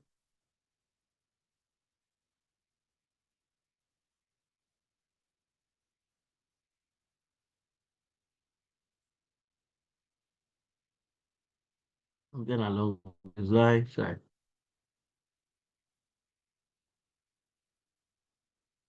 Yep. Something like that. Anyways. So this is what we call strategic, and this is what we call tactical, and then these are the ops, ops, something like that. Operational team, tactical leads, right? Um, or yeah, something like along those lines. So this is how most organizations operate.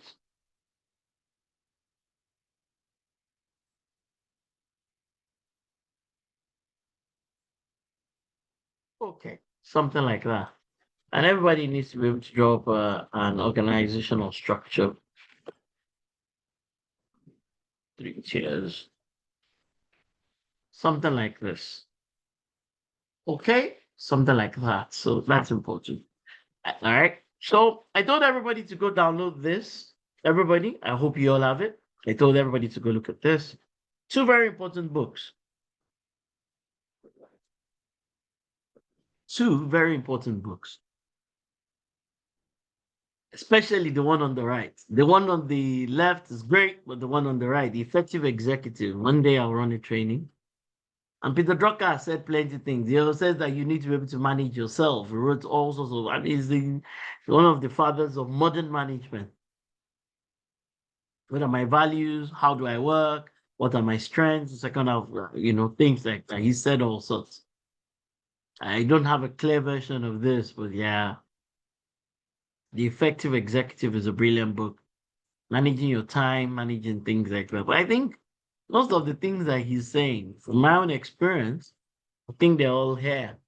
I think most of the things that he's saying, they're all here.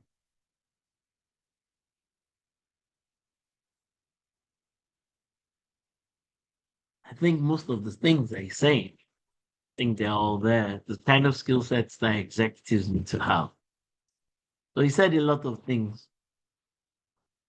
He said a lot of things. I mean, there are too many things that the man said. So if I want to start to, if you look in here, I mean,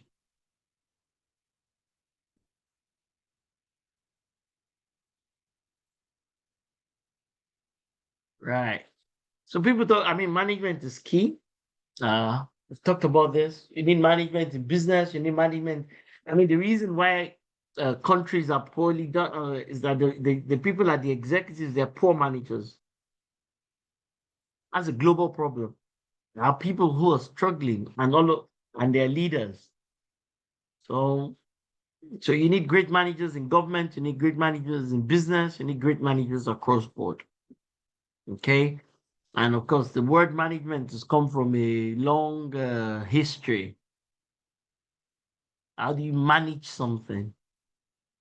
So it's got a long history.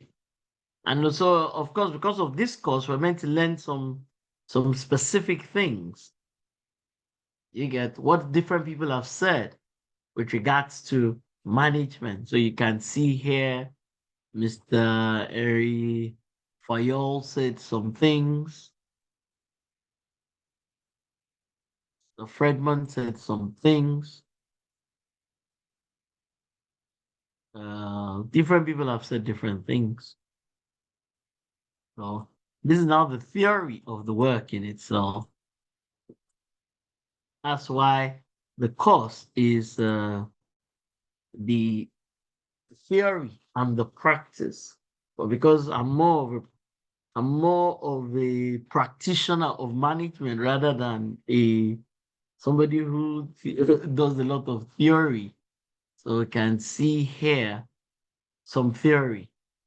People said to manage is to forecast and to plan, to organize, to command, blah, blah, blah. Another guy said management is the transformation of resources into utility. Right? Somebody said the environment is vulnerable, falls under pressure. And then Mr. Drucker said that it's difficult, never, right? Marketing and innovation. That's what Drucker said. I mean, people say all sorts. But for the people who are going to be taking exams, now this is important for you. You should know this. You should know this for your exam. What different people have said with regards to management. You should know this. What different people have said with regards to management. Okay. So the theory of management is a big deal. All right. The theory of management is a big deal. Okay. I think one of the things, sorry, 1 second, let me do something. I think one of the things that everybody needs to know with regards to management is project management. I thought I put that slide in there. So there are 10 knowledge areas, or there used to be in the old version of PM Buck. In the old version, there's a new version that has scattered everything now. But I don't really like that new version. I think they just scattered what was. I think they've tried to improve on what was near perfection. And in the process of improving, I think they've now even further scattered everything. I think my personal opinion, right? I think some things are near perfect already. And in the bid to keep saying that you want to improve, you want to improve, you now go ahead and even scatter the thing that is already good. I think, let me put it here. Let me put it here. Okay. So project management, just give me 1 minute. Okay. I think, right? Project management is very important. So, but in Nigeria, people only want to do, and in Ghana, in Africa, people only want to learn the project management so that they can earn the qualification. are not really interested in building the skills. That's why somebody comes to your office and on LinkedIn, they say, I passed the exam, but they say nothing around the skills that they've acquired. Africa, we have a problem. We like this qualification, we love it more than the work in itself and the capability. So yeah, I personally think that everybody who's going to be a good manager should also know these things with regards to project management. How to manage money, which is cost. How to manage time, which is schedule. How to manage quality. How to manage human resources. How to manage risk. How to manage procurement. How to manage stakeholders. How to manage communications. If I was setting the exam, I would put at least 10 questions around these areas. At least 10 questions. One question per knowledge area. And I do think that everybody that is on this call, you need to know these things. I think everybody, you all need to know these things.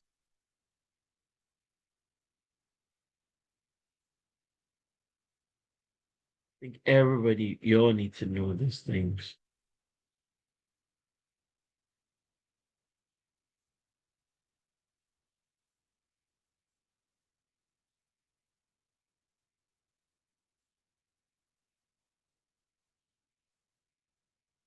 All right. I think everybody will need to know how to manage risk, how to manage procurement, how to manage stakeholders. Communication is key. How do you manage communications? How do you ensure that you communicate appropriately with your stakeholders? Because there's a link between communications and communicating with your stakeholders. There's a direct link. There's a direct link between how you communicate and how you manage your stakeholders. So these are 10 areas that everybody that is here that is a manager needs to know. These are the kinds of things you need to know and you need to be familiar with.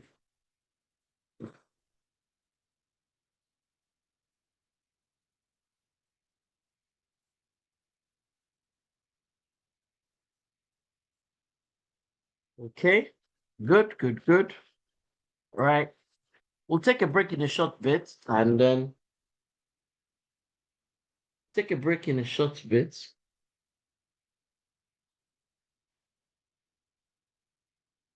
And then we'll come back and we'll just round up with the course content in itself. Okay.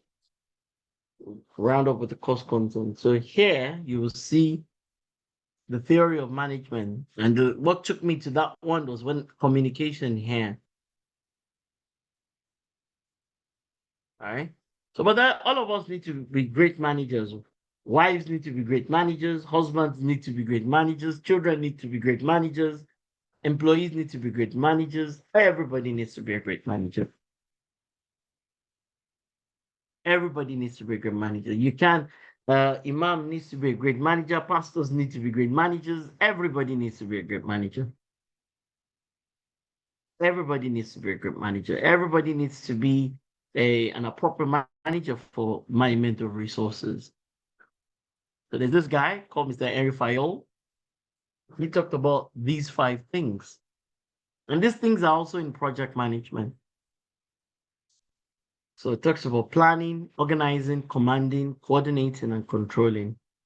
So it talks about these 5 things: planning, organizing, commanding, or leading. Some people will call it leading, some people will call it directing. Instead of coordinating, some people will call it staffing and then controlling. It's about that. Okay. So planning, organizing, leading, directing, or some people call it commanding. And then what? Coordinating or staffing, then controlling. And this is also a project management. If I pick any of the, if I pick a PM book, project management body of knowledge, you'll see something like this in there. Okay. You see something like this in project management. Oh. So this is the theoretical portion of the whole training in itself. So we're going to have a look at it when we come back from our break.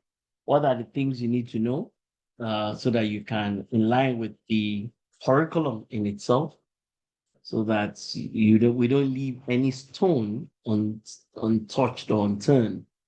Okay, so right, what are the kinds of things you need to know in line with the curriculum so that we don't leave any stone unturned, untouched.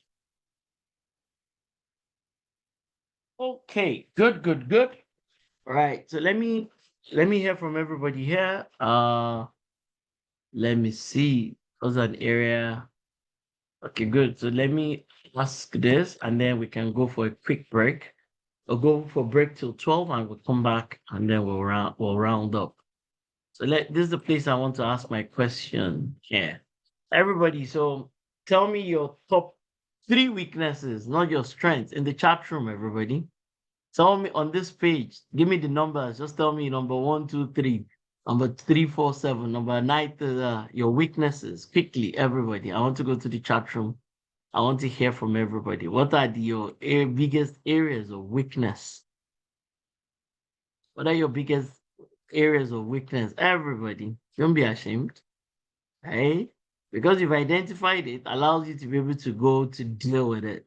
Because you've identified it, allows you to start to document, how do I deal with this?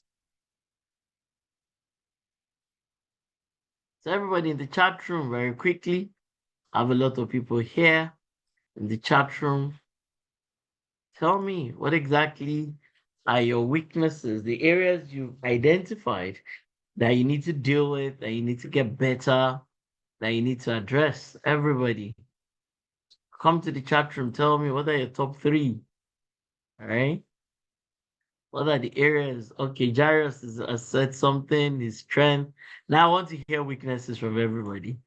Afiz, I want to hear weaknesses. Now I'm interested not even in the strengths now, but in the weaknesses.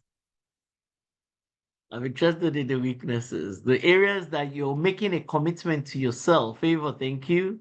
Mashoud, thank you very much. The areas you're making a commitment you're going to improve upon.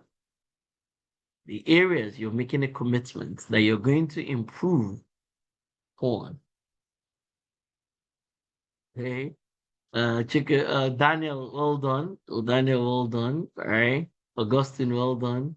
So yeah, so you must make up your mind that you're going to improve on something here, some certain areas that you're going to take very clear and very precise and decisive steps to improve on some of these areas. That you're going to take very decisive steps to improve on some of these areas. And you're going to take very decisive steps to improve on some of these areas in your life and in your career. Because your ability to deliver value is tied to some of these things. Your ability to deliver value is tied to some of these things.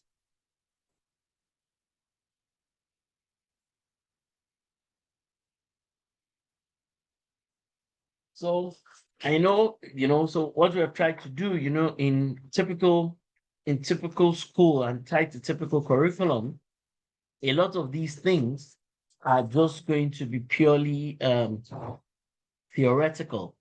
But because we work in the industry, we work in the industry, so that is why we've tried to ensure that it is very um we've tried to ensure that it is very practical. Because we work in the industry, that's why we've tried to ensure that it is very practical so that you can go back to your organization and you can effect some changes. You can effect changes in your organization. All of us need to go back so that we can effect changes in our organizations. We need to be able to effect a change. We need to ensure that our organizations get better as it sees. So, yeah, we need to effect changes and we need to ensure that our organizations get better. Okay. All right. So, and these are the kinds of things that will help you as a person. These are the kinds of things that will help you as a person. Okay. Because the material is very big on these some of these things. So especially when it comes to some of these areas. So I think we've sat here for a bit. Let's take a quick break for 30 minutes. We'll come back, we'll spend an hour, and we'll bring this to a beautiful close for today. So I think I put this something like this in here, right? So before I started talking about leading, direction, blah, blah, blah, those ones, there's this page. I was looking for it. I wasn't sure. Okay, good. The responsibilities of a manager. These are some of the responsibilities of a manager. These are some. It's not all.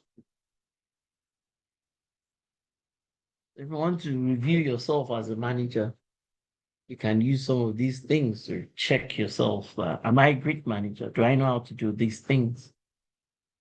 All right. These are the responsibilities. So, yeah, pretty much. All right, people, let's come back at 12 Nigerian time and then we'll round it up once we come back. Okay, good, good, good. Thank you very much, everyone. See you in a bit. See you in a bit.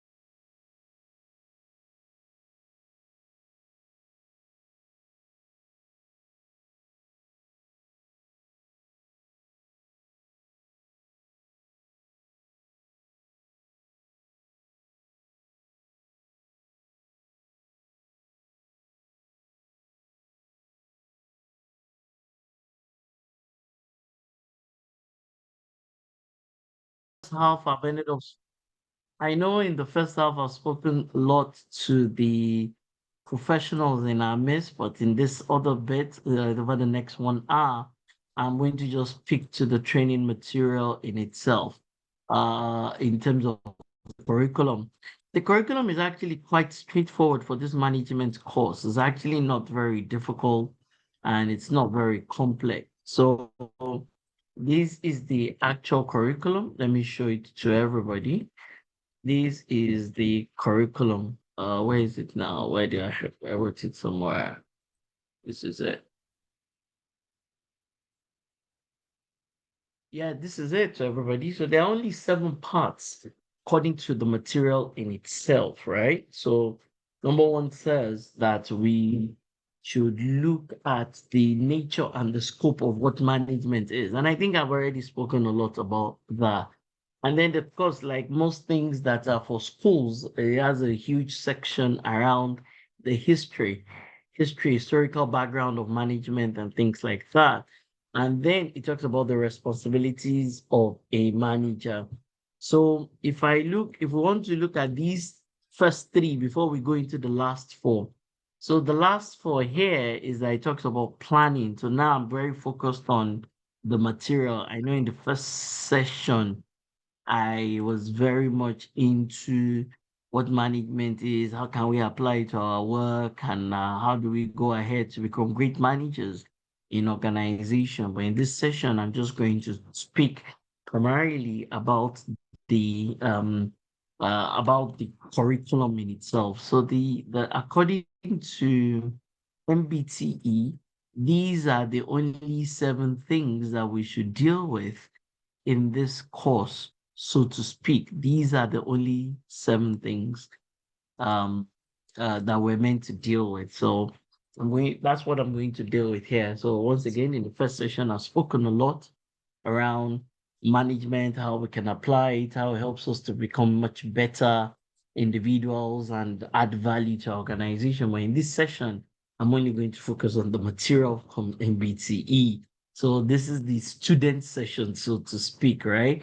And for if you're a student of our course, if you're one of our students that will be graduating in NID, we might just even fly you somewhere. For the people who graduate next year in this course, they will be the first set of students that will be graduated. It's going to be special. It's going to be special. I promise you. We're going to get a lot of support for all our students and all that. So I will make sure I'm going to be, by the time we finish, the ones who finish this year one with us, the ones who graduate by the end of we'll finish year one by end of August.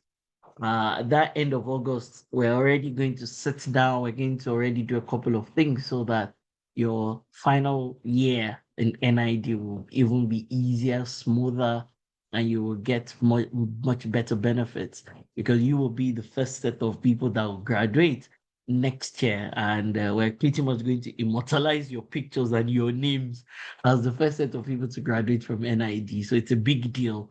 I heard that there were about 15 of you in the first session as it is. I hope that session was valuable to you, whether you're young or you're old. But in terms of your exam and the curriculum in itself, these are the only 7 things they expect you to know relative to this course in itself. So once again, look at it. Before we talk about the last 4 things, which is planning, organizing, coordinating, and controlling, those 4 things. Let's first look at the first 3: nature and scope, historical background, and responsibilities. And I think I already have covered a lot in terms of the nature and the scope of management. I think we're good there. So let's talk about history. So again, in your exam, you're going to be, and according to the curriculum, you should know about these people that are here. All right. So here there are there are actually just 4 of them because I think this same person was the person who talked about management. So yeah. So these are the key things when it comes to some of the things people have said about management. So this is important for you, that this 15 students of ours that are uh, that are here on this call in itself. So these are some of the key things you should know about this. Okay, good. So these ones are important. Apart from this, is the theory of management. So when that talk here that says the nature and the scope of management. So if we're going to give you an exam, for example, we'll pick a lot from here. We'll pick a lot from here for your examples. What is the theory of management? What does management mean? Mission, objectives, procedures, the rules, and manipulation of human capital of an enterprise to contribute to the success of the enterprise. So this is going to be an exam question for you guys. Okay, guys, this is going to be an exam question for you guys. Um, so here it also talks about this implies effective communication. So you can't take communication away from management. An enterprise environment that implies human motivation and implies some sort of successful progress or system outcome. Very important. Management is not the manipulation of a mechanism or the herding of animals and all that. So it's not, it's more that it's an essential quality function in improving one's life and relationship. It's everywhere. So I already mentioned this as it is that management is everywhere. You see it. Public sector requires management. Private sector requires management. Management is required in every area of life, as it is. You can't take management away from what it is that we do. So this is very important that you focus on what exactly is management. How can it help you as a student of Transformation College? It's going to be graduating soon, next year. By this time next year, most of you will be done. We'll pretty much almost be getting towards the end of the entire program, and the certificate is valid, but even much more important than the certificate are your skills and your capabilities, right? So, measuring quality, adjusting plans, meeting goals. So, uh, but applies even in situations where planning does not take place. So these are important things that you want to learn about the concept of managing. We've talked about the management of resources. We've talked about many things. So that you measure quantity, adjust plans, and things like that. You manage operations. So you should know this. Management is important. You identify mission, objective, procedural rules, and manipulation of human capital to contribute. So, I mean, my favorite thing here, which is what I call results, is the success of the enterprise in itself. So I'll make this bold. Contribute to the success of the enterprise. And I think I've flogged this conversation adequately today. So you that you're our student, please take this into consideration. You're going to be asked this you're going to be asked this in the uh you're going to be asked this in your exam, and you should know this. This is what this whole thing is about. Okay, good. So this guy, so in the material, once again, everybody, so you can see here, talked about planning, organizing, coordinating, and controlling. Planning, organizing, coordinating, and controlling. But I think in modern day, people have added this fifth one, which is leading and directing. So what's in the curriculum in itself, he only talks about 1, 2, 4, and 5. So please, everybody note that, right? In the curriculum, it only talks about these ones in green. But I know that in modern day, people have injected this leading into it. So, but in the curriculum, right? So this is the curriculum, as I said, everybody. This is the curriculum. So the curriculum only talks about planning, right? POC squared is what the curriculum talks about, right? POC squared is what the curriculum talks about. So it talks about 4 management functions. But I know that in modern day, people have gone beyond these 4 management functions. Now, people look at 5 management functions because they felt that in an updated version of this whole thing, people feel like um people feel like the an updated version of this, people feel like leadership or leading is missing. So they feel like leading is missing. So if you look in here, for these 15 students of ours, students of our NID business and informatics program, planning, organizing, coordinating, and controlling, but there is also leading in modern day. So you see that there is a 4 that is in the curriculum, but you also have to learn these things because everything rises and falls on leadership. Everything rises and falls on leadership. So if you're here, please learn this and learn it appropriately. Planning, organizing, leading, staffing, and controlling. But right, according to the curriculum, there are only 4, but the curriculum has been updated.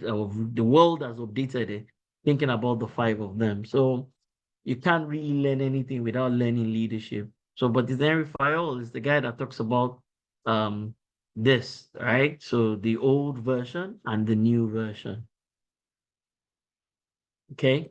Um, so of course people talk about all many other thoughts around management. So people have all sorts of things. So management is what managers do. The difficulty of defining management without circularity around. So people say all sorts of things. Just like I mean, I have my own definition. of management as a person. Because anything for me, if it's not talking about results, then anything that is not measurable, is tied to result, doesn't make sense to me. So everything has got to be measurable. The work that we're doing has to be measurable of as it is. So it's important that all of us we understand some of these perspectives refer to investors that teach management as business schools. So once again, I mentioned that this is a core portion of uh this is a core portion of MBA programs globally, everywhere, any. So you can see here they're talking about Harvard. You can see Yale.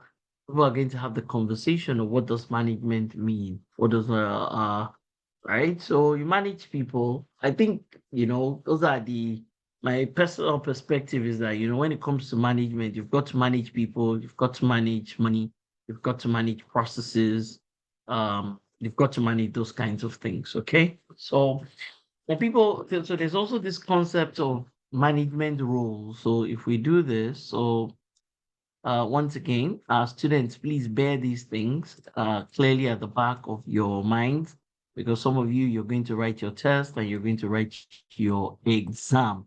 So it's important that you bear these things clearly. As I talked about, some of the roles. There's the interpersonal role, there's the information role, and then there's the decision.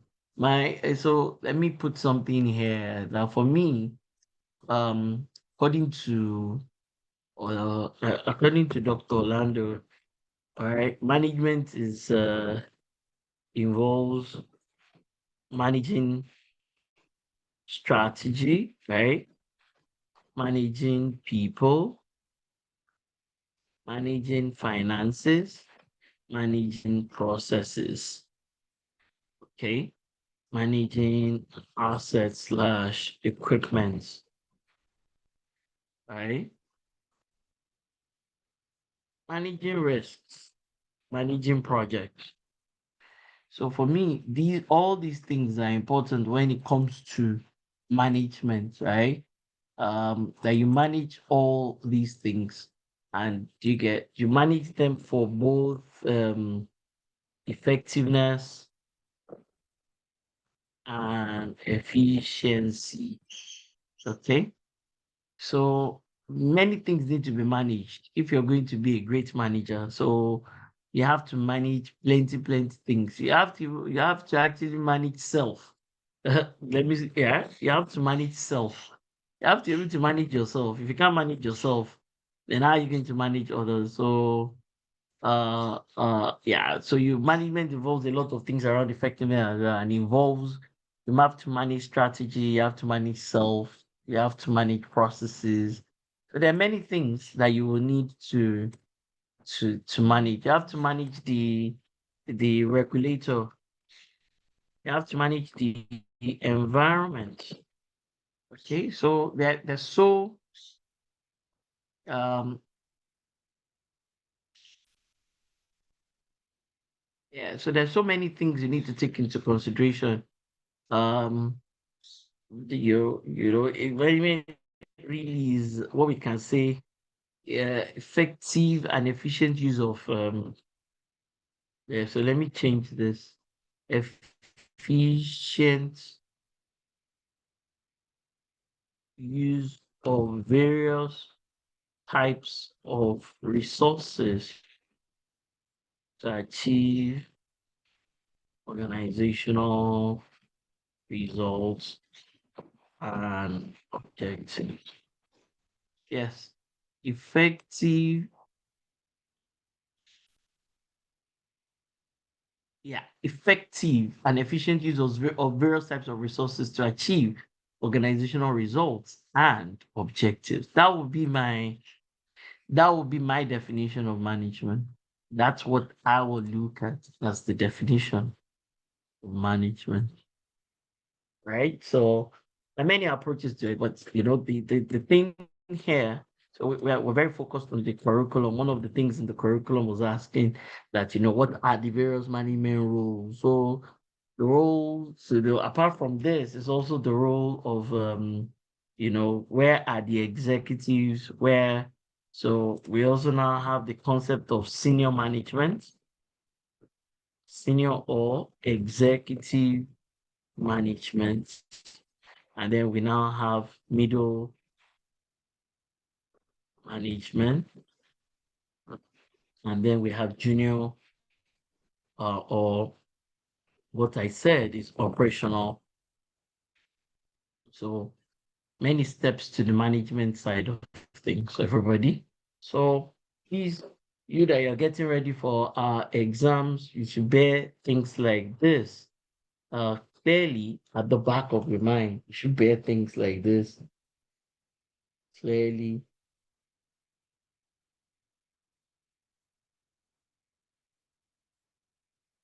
You should bear this clearly the back of your mind, so to speak, right? Okay, the role. So it's the management is a executive, middle management sometimes. So once again, this is what we refer to as strategic, right? And here. So please, students, please bear this clearly at the back of your mind. This is tactical and of course operational, right? So my part of the role is to build relationships, is to provide information, and to help make decisions. So roles are like that, but the roles can also be, you have a role as part of school, middle management or junior management. For me, for that's why I said Dr. Orlando, management definition here is management is the effective use of various types of resources to achieve organizational results and objectives, and it involves, yeah, so management involves many things that you have. So Boma, you should design something according to that blue portion. You should design something. This is my definition of management as it is. All right. So there's also the thing around skills. Of course, there's the right, but people also talk about political skills, interpersonal skills, your ability to diagnose or analyze. Do you get? So once again, that our own page is a much better page. Analyze, all right. So, and then of course, leadership and behavioral. So these are leadership skills. Sorry, management skills. Take the back, right? What we can call management skills. But all this, I think the one we wrote earlier is much better. This one, if you've been here, then you would have seen that slide that I said is the most important slide. This one. So here, everything here is what we call management skills, the kinds of skills you should have as a manager, the kinds of skills you should have as a manager. So the curriculum is completely covered inside of this set of slides, covered the curriculum adequately. And you also had, so in terms of the MBT curriculum is adequately covered, but also other things that you need to know are also captured in here. Okay, so that there are many there are many things in terms of implementation of strategies and policies, right? So what we can call implementation of management strategies and policies. So this is one of the things that's useful if you know. Um, yeah, so managers are required to implement. So managers execute, managers execute strat company uh company strategy. And yeah, and policies. Yeah, so managers are needed for that to execute company strategies and policies. That's one of the things we need managers to do. Managers execute, or we can, yeah, implement company strategy and policies. And so how do they do that? So these are 10 areas that they do. So discussion and communication is important. Discussion and communication, having an understanding of how, or understand the how. You remember we've talked about that today, right? An action plan must be devised. So that's very important. An action plan must be devised. Policy and strategy must be reviewed. So review of policies and strategies, review of policies and strategies. Contingency plans must be devised. So conversations around contingency plans should carry out regular progress assessment. So that's also very important. Business requires team spirit. So the concept of this. So, mm, all right. Mission strength must be analyzed. So you analyze the mission, you analyze these things, forecasting method, will relate to the picture, and then created to ensure planning. So planning is very important. So, right. So these are things that managers do when it comes to the execution and the implementation of company strategies and policies. So for you I mean, these are the kinds of questions we ask you in the exam. So we're not going to give you stuff that will not have taught you about. This is not we don't follow the typical Nigerian university approach. They'll teach you A, they'll ask you B. What it is that we're going to ask you in the exam would have been taught to you categorically. So I can tell you that some questions are going to come from here. How do managers help to execute and implement company strategy and policies? So it won't be anything out of the way. It will be something that we've already discussed in the session as it is. All right. So the Professor Deming is also one of those great people when it comes to management. You can't talk about management without talking about what Professor Deming has done, right? You can't talk about that. So he came up with all these things that organizations need to adopt new I mean, it's a use training. So you can see that these 14 points that he has talked about here, they're very important. That means 14 points. So these Deming 14 points are very important. So Professor Deming, so said that you should use these things, eliminate management by objectives, remove barriers to pride of workmanship, use training. So we'll ask you this in the exam. What did Deming say? What didn't Deming say? He said it's still a fearless atmosphere, adopt a new philosophy. He said a couple of things, right? So, or not a big that everybody should be involved with transformation. It should not just be some people. Create a constant sense of purpose towards improvement. That people have an improvement mentality as it is, and that you should train people. As he says, you should improve constantly and forever.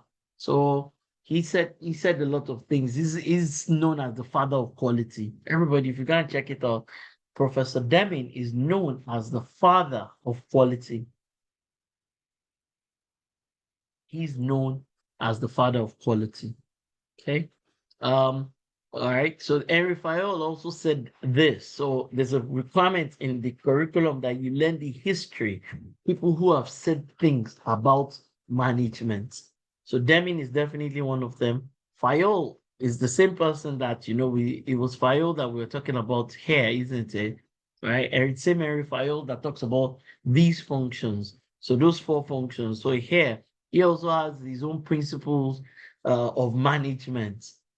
So Eric Fayol also has his own principles of management, division of work, discipline, unity of command, unity of direction, order, equity, initiative, things like that. So we're not required to break all these 14 down for you because that will get a bit too complex at this stage. But yeah, talked about the principles of management. So these were some of the things that he said. He said companies should consider the remuneration of employees. Talked about the division of work, having a team spirit, esprit de corps. Yeah. So it also talked about the use of centralization and decentralization. So these are essential parts of the curriculum in itself. So yeah, okay, we'll definitely give you a question on this page. So Even I've done exams that I've also asked questions around here. So we're going to give you one or two questions from here. What did Taylor say? What did Fayol say? What did Max Weber say? What did Elton Mayo? What did they say?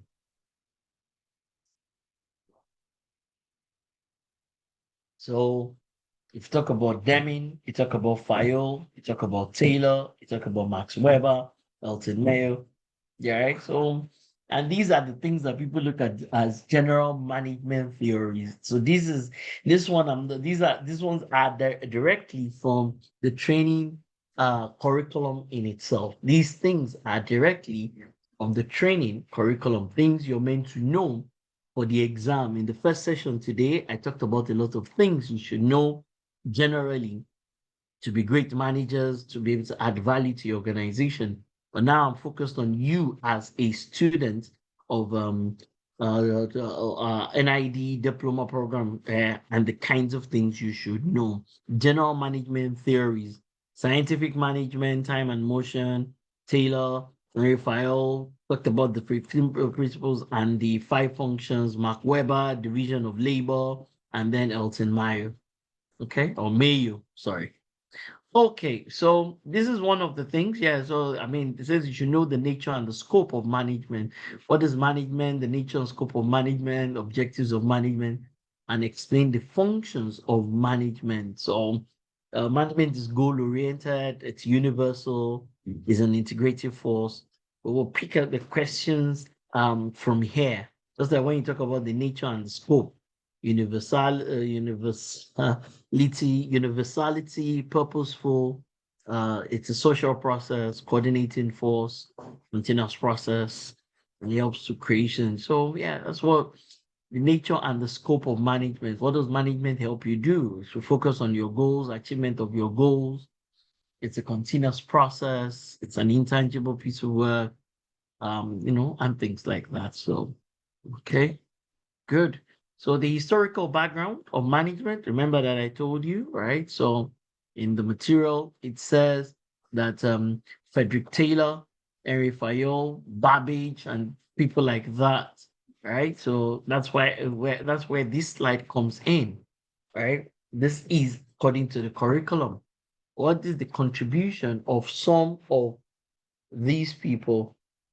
What is the contribution of some of these people? So what did Taylor say? What did Babbage say? Labor and job specialization, time studies to establish performance standards and rewards for exceeding standards. So we talked about a reward system. So there are many schools of thought, as I rightly had said. So here, for example, you would also see some schools of thought. Some people are referred to as classical school, some areas are referred to as classical, behavioral, quantitative, system, and contingency. So these are 5 schools of thought. So this is a question for the exam also. So this is the theory side. So what I did was that in the first session, I spoke about the practice of management. Now I'm talking about the theory of management in itself. So if you're a student of ours, you need to take a slide like this into keen consideration. Classical school of thought, behavioral school of thought, quantitative school of thought, systems, and then contingency school of thought. So these are some of the major schools of management thought in itself. So there's a question in the curriculum here that says this is number 3. What are the responsibilities of a manager? What are some of the responsibilities of a manager? This thing that I put here that Dr. Orlando said, these are some of the responsibilities. A manager must manage strategy, manage self, manage people, manage finances, manage operations, manage operations and processes. Yes, a manager must manage operations and processes. A manager must manage environment and even facilities. So these are the kinds of things that a manager must do. So here I've mentioned manager will manage strategy and business plans, right? A manager must manage strategy and business plans. It's important that a manager gets these 10 things right. So it's important. People, let me write it here, stakeholders. And that's why I also mentioned um,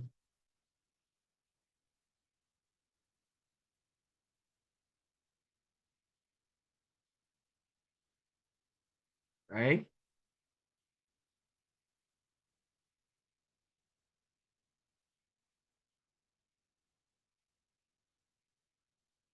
Okay. Managers must manage company products. So I can say managers need to manage company products, right?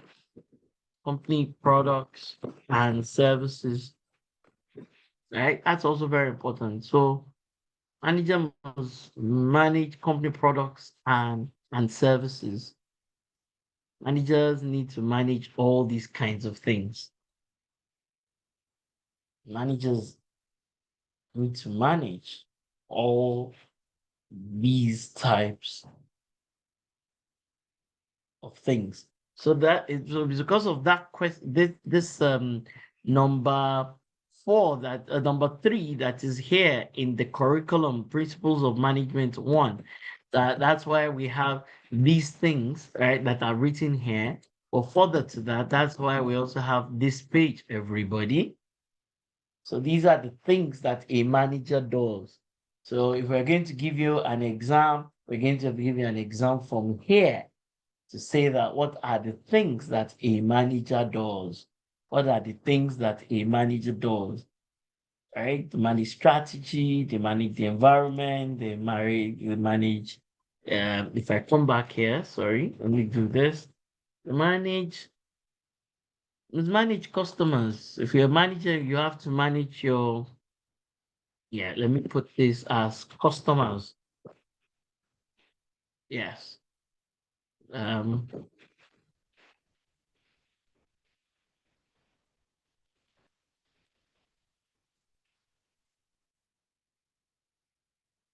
so you see that here everybody, these 12 things I've said is like a summary of what you have on that page. These 12 things that I have said here and captured here is like a summary of what you have on the other page. What are the things that a manager does? What are the things that a manager does? A manager does these 12 things. So we're going to ask you a question or questions in your exam. What are the things that a manager does? Right? So manager manages projects and tasks, right? They manage equipment, to manage, various stakeholders. So key things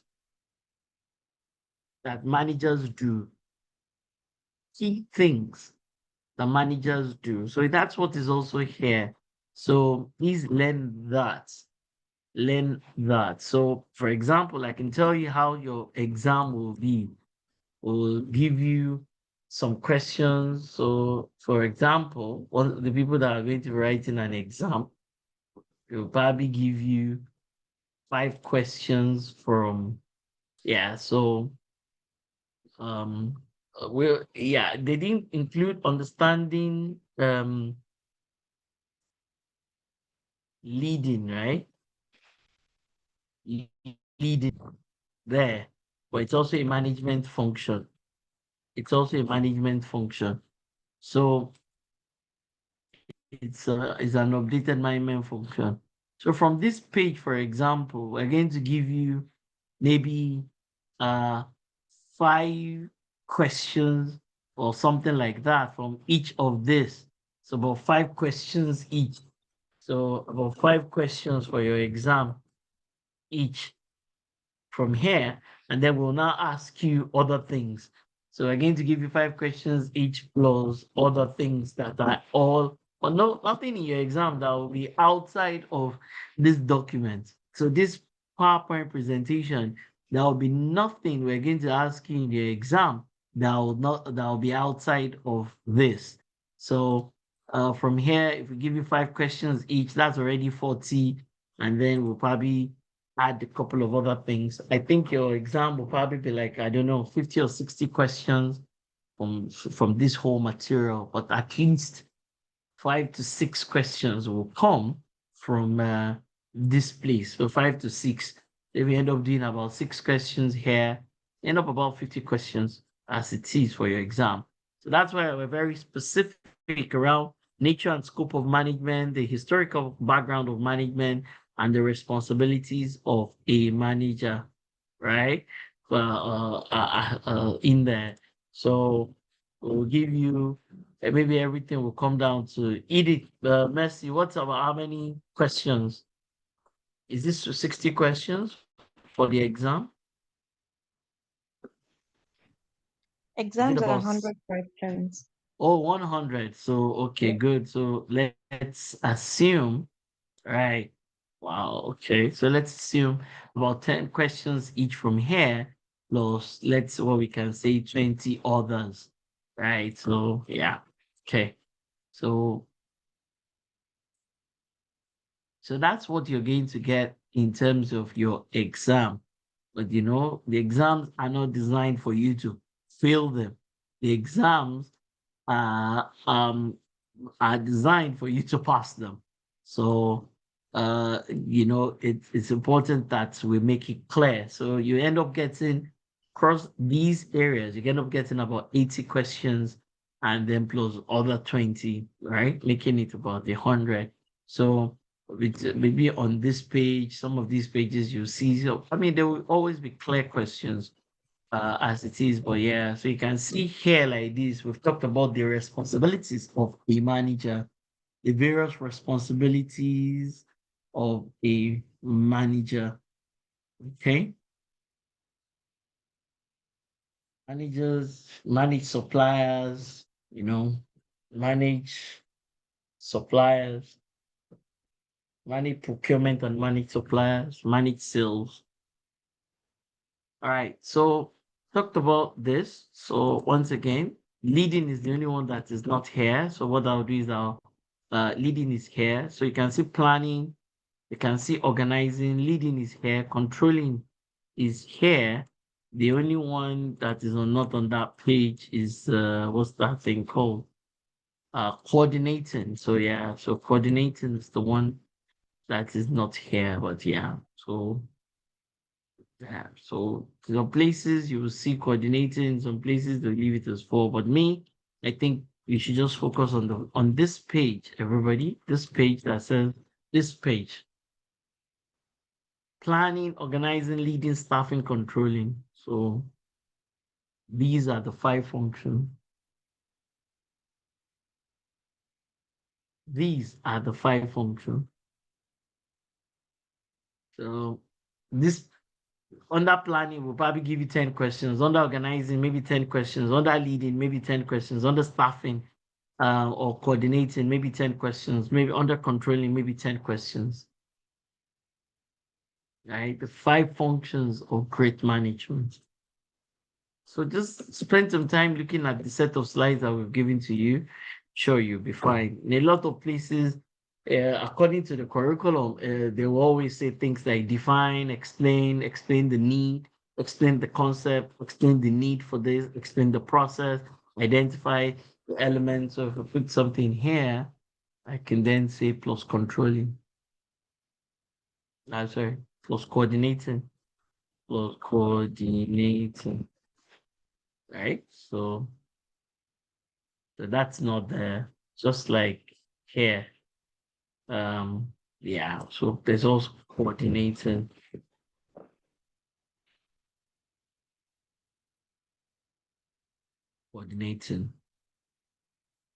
Uh,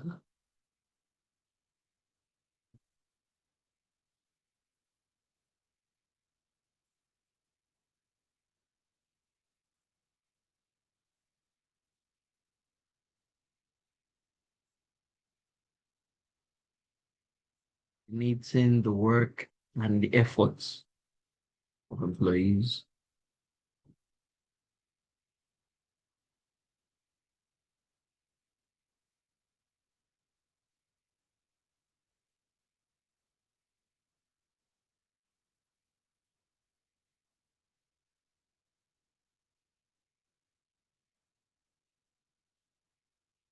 Okay, so that way, so we are looking at 5 functions. So once again, the 5 functions. So most of the chain is around these 5 functions. 5 functions. So if you start from the first one that says the planning. So planning, how do you plan? What do you need to plan? How do you plan? You plan work, you plan tasks. That's why some people will call the planning, they will call it forecasting. Okay, so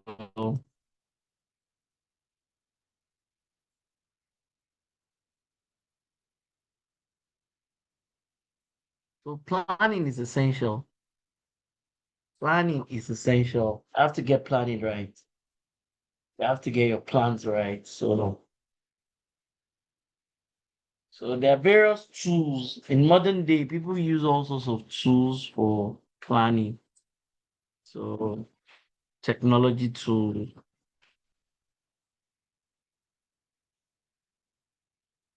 So for example, there's a tool which we teach our participants called Trello, and there are all sorts of types of planning. So planning is a big deal. It's a big deal. A lot of people are poor planners. A lot of people are poor planners. So planning in itself is a really big deal. Planning is a big deal.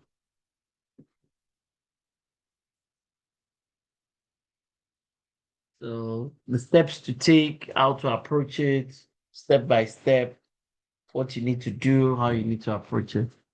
And there are different types of planning. So there are many types of plans and different types of planning. Planning also speaks about sequence, right? The activities, the sequence of the activities. So in planning, we talk about words. We use words like, in planning, we use words like, we can't talk about planning without using words like tasks slash activities. We can't do planning without using the word sequence. We can't use the word without time and duration. All right. I have to do a plan. I have to talk about people. That's why I gave you that planning methodology that we did earlier. So tasks, activities, the sequence, and duration, slash and prioritization. There is always a priority for things. Everything can be important, but there will always be a priority. So time, duration, people involved, deliverables, you know. So it's good that you understand the concept of planning. So you will see it because it's one of those functions. Also, now it now come to organizing. So you plan, right? And then you organize, right? Okay. You plan and then you organize. So that's why you talk about look at these resources.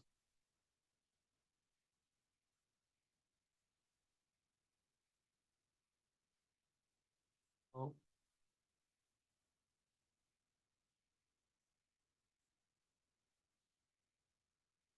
okay.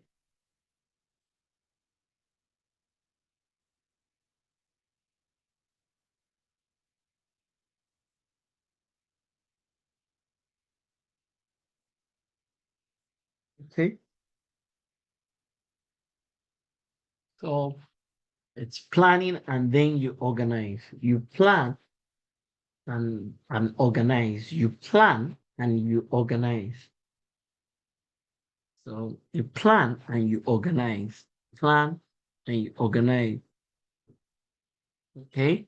So these are the kinds of things that people, project managers, event planners, they're used to these kinds of things. They plan and they organize.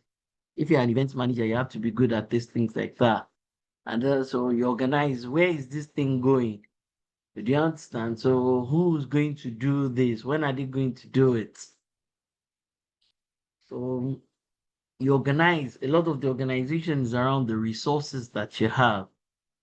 Um, so that's why it's important that you plan the human, physical, and financial resources. So the resources are an essential part of organizing. And you also talked about the organizational structure, So the organizational structure. Okay. So coordinating is the other one, right? So what are you after you've organized, right? Remember that we talked about organization here. All right, where's that page now? Right? So there's leading and there's coordinating. So what are you coordinating? What are you coordinating? The same thing. You understand? So you coordinate people, you coordinate activities. A lot of these things are very theoretical. So you coordinate people, you coordinate activity. So a lot of the coordination is really about human, right? So a lot of the coordination is about human. So you can see a lot of things here. So that's why in some places they don't even write it as coordination. They just talk about staffing. Do you get? So that means they kind of leave the coordination of material and financial to the other one. While here, everything that's got to do with coordination is very focused on people. So in a sense, right? In a sense, the coordination is the coordination of human beings, is the coordination of human management, while the organizing is very much focused on the all right, focused on focused on financial and physical resources. So the organizing is focused on this, while the staffing is focused on people. The whole concept of how do you hire the right people, how do you train them, how do you do XYZ with them. That's what this means. Okay. So coordination is a lot about people. And then directing and leading. Everything rises and falls on leadership. Everything rises and falls on leadership. People need to be directed, right? You can't, if you don't have great direction and you don't know what it is that you're doing. I always say something to people. I said, if you don't, I always tell people, I said, if you're not certain of, if you're going in the wrong direction, then speed is not an advantage. If you're going in the wrong direction, then speed is not an advantage. Speed is not an advantage if you're going in the wrong direction. Okay, so directing is part of it. Directing initiatives, directing and leading. And we need a lot of leaders. We need leaders. We need a lot of great leaders. So this is what leading really is about. We need a lot of great leaders. Okay. Who can lead and direct? The leaders, they lead and they direct. They lead, direct, and that's why you see words like guiding, inspiring, overseeing. You see words like that. Um, Direction. If you're going in the wrong direction, speed is not an advantage. If you're going in the wrong direction,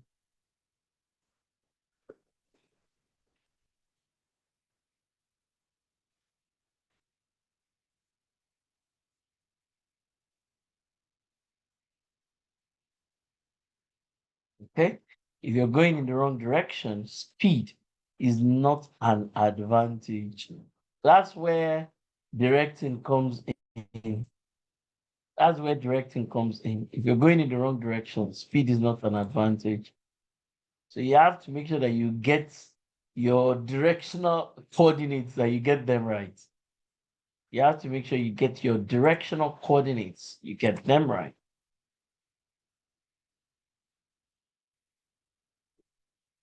you have to make sure you get your directional coordinates, right? You get them right.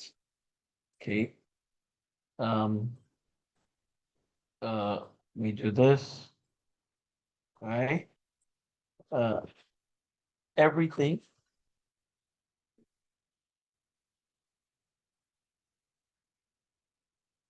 everything rises and falls on leadership.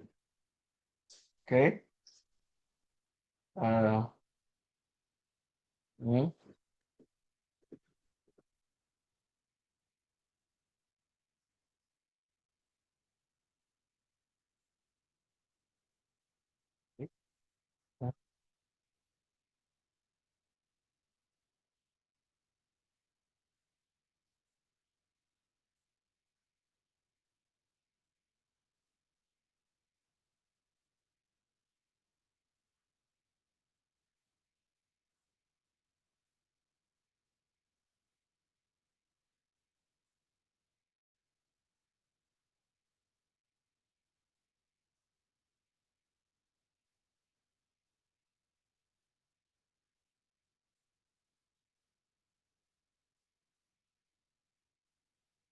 Okay.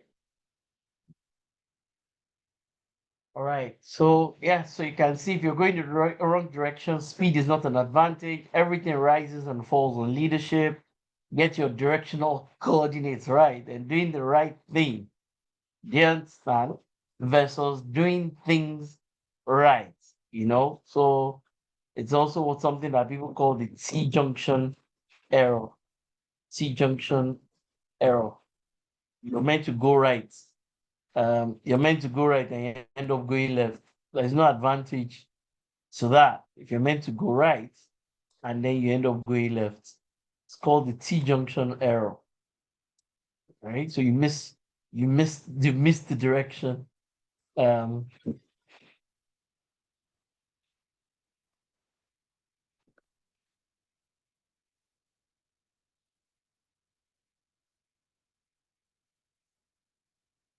so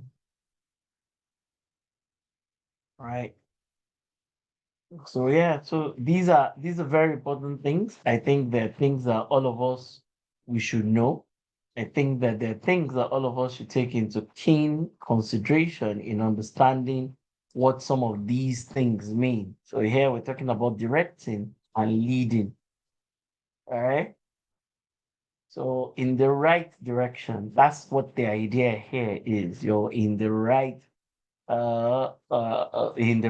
direction, right? So leadership is important. That's why this is there. So direction has got many things, characteristics tied to it. So there are many things you have to learn. So that's why the whole concept of leadership is tied to direction. The whole concept of leadership is tied to direction. Okay. So and you need leaders at every level in the organization. That's what this is. You need leaders everywhere in an organization. You need leaders everywhere. So you that you're here, our students, please take these things into consideration. You need these things. You need this kind of learning. You need this kinds of things so that when you go into your organization, you can identify the problems and even more importantly, you can provide the solution. You can identify the problems and even more importantly, you can provide solutions. All right. Good. And lastly, is the thing that we call controlling. You get so you control things. Control is some kind of review. It's a review function. It's like an audit function. It's like an assurance. Like an assurance function, and it's an improvement function. That's what when we're talking about you controlling. So you're catching issues they get before they become too big to be managed. You're trying to identify issues. So when you're controlling, those are the kinds of things you get. It's a review function. You're auditing. You're providing assurance, and you're improving.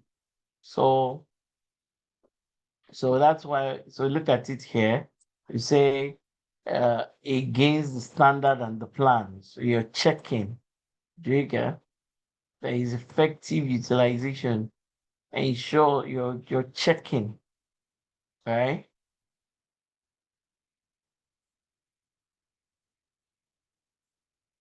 So you use words like assure himself. So so yeah, that's what controlling is about. It's to ensure that you even if something is deviating, even if something is going in the wrong direction, you can bring it back. If something is deviating and going in the wrong direction, you can bring it back. So that's what it is about. Um, control.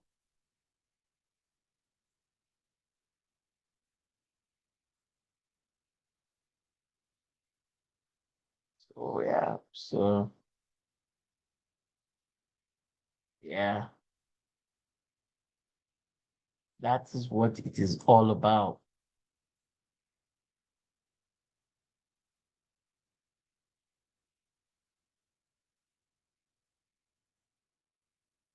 Pretty much.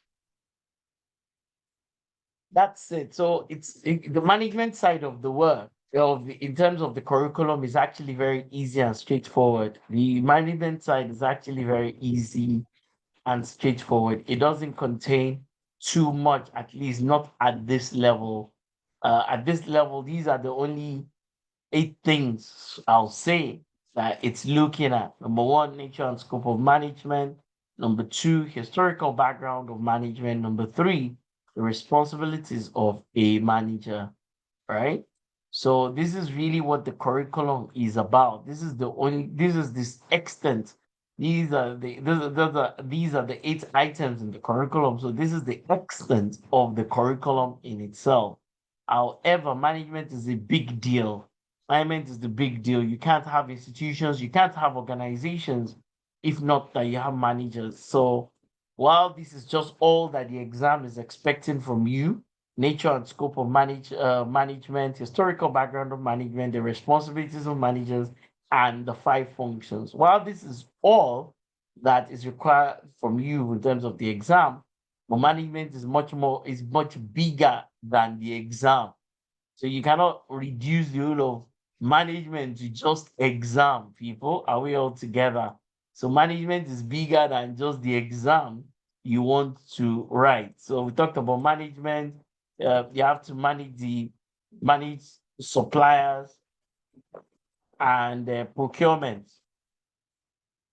You have to manage marketing and sales. So management is a big deal. It's more than just the curriculum. You get the curriculum is a big deal, but yeah, the curriculum is great, but management is much bigger than the curriculum. So you that you're here, you should go ahead and ensure that you're a great manager. That's the idea. Go and build up on your skills because this is what is required. You'll pass the exam. That's not even a problem at all. I don't think anybody should be worried about the exam. The exam only has a few things to ask you. So the exam is simple and straightforward. But you becoming a great manager is a bigger job than just you passing an exam. So you pass the exam, but how do you build your skills? How do you become a much better manager? You that you're young, that you're on the call, how do you build your skills? This thing that is here is not only for starting a business, it's starting output and managing, yeah, a business slash organization. So it's not just about a business, it's also about an organization. There are many things that overlap in terms of uh, uh, a business starting and managing. Yeah. So this is also the responsibility of managers. So this is not just about what did they call it? So you have to think about my product and my service. You have to think about who my potential buyers are. You have to think about price. You have to think about price as a big concern. You have to think about what makes your stuff unique. You have to think about how will the market and potential buyers know of my existence. Yeah, that's a big deal. So Transformation College is a big organization, but more people need to know that we even exist at all. How will I service my potential customers? But that's also a concern. So this is not just the concern of business, it's also the concern of managers. Um, right. So you have to decide, do you need a physical location? Um, how will they pay you? Are they going to use online means to pay you? So, for example, Transformation College, our integration with Paystack and Flutterwave to enhance payments. And here you can also see things like this. So, right? So, these are not just the things that are tied to business owners,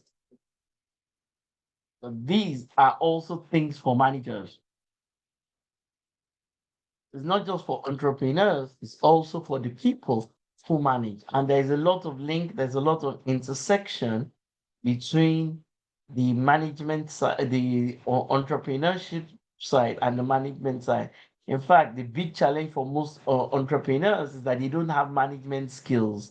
So somebody can be great at starting a business or having an idea, but having an idea and starting a business is not the same thing as growing and building and growing a sustainable business. Starting is not the same thing as growing a sustainable business. So that's very important. All right. So that's the challenge with entrepreneurship. A lot of entrepreneurs don't have great management skills, and that becomes a challenge for them. They can be great at what they do, but they don't have great skills. Yeah, pretty much everybody. Thank you very much. I think so. I think my last question to everybody once again is, what is so everybody should just tell me. I mean, what are the great things we've done a lot today? We've come to the end. I mean, we have done a lot today as it is. We've talked about we talked about I talked about value. You understand the concept of value. Talked about USPs. I talked about industries. Every industry needs a great manager, right? Talked about every manager needs to be innovative. Every manager needs to be innovative. We talked about this page, which is probably one of the most important pages in this entire thing that we have done today. And we talked about project management in itself. So this whole bit that we did here was about project management. So this whole thing was project management. Project management. Right. So that's all. That was what this page was about. Where we're looking at the concept of project management, what is involved with project managers, and what did they expect project managers to be able to do. So we talked about that according to PMBOK. So there's a thing around the phases of project management. We said there are many portions, so the company has many parts to be managed. And once again, that's the challenge. Entrepreneurs end up not having great management skills. Entrepreneurs end up not having great management skills. And that's a big challenge. They can be great at starting something, coming up with an idea, but executing, running, and managing is a different ballgame entirely. I've talked about SWOT, PESTLE, and some of these other areas. Would ask you simple questions about those things in your exam. Um, and then, yeah, so that's why I said, and this was a very important page too. The 5 M's of management. The 5 M's of management is also very important. I remember I said that, if you ask Dr. Orlando will tell you that the following. If you ask me, I'll tell you about management for results, right? So Dr. Lando will tell you that you should manage for results. You should manage for results. The results are very important, right? Measurable results. Measurable results. I've talked about different levels. I've spoken to you about Drucker and some of these things. Yeah, so the maths, I mean, as I said, Doctor said plenty things in his life. I cannot go through all the things that the man has said as it is, but he has said quite a he has said quite a bit, and it's good for people who want to do extensive study.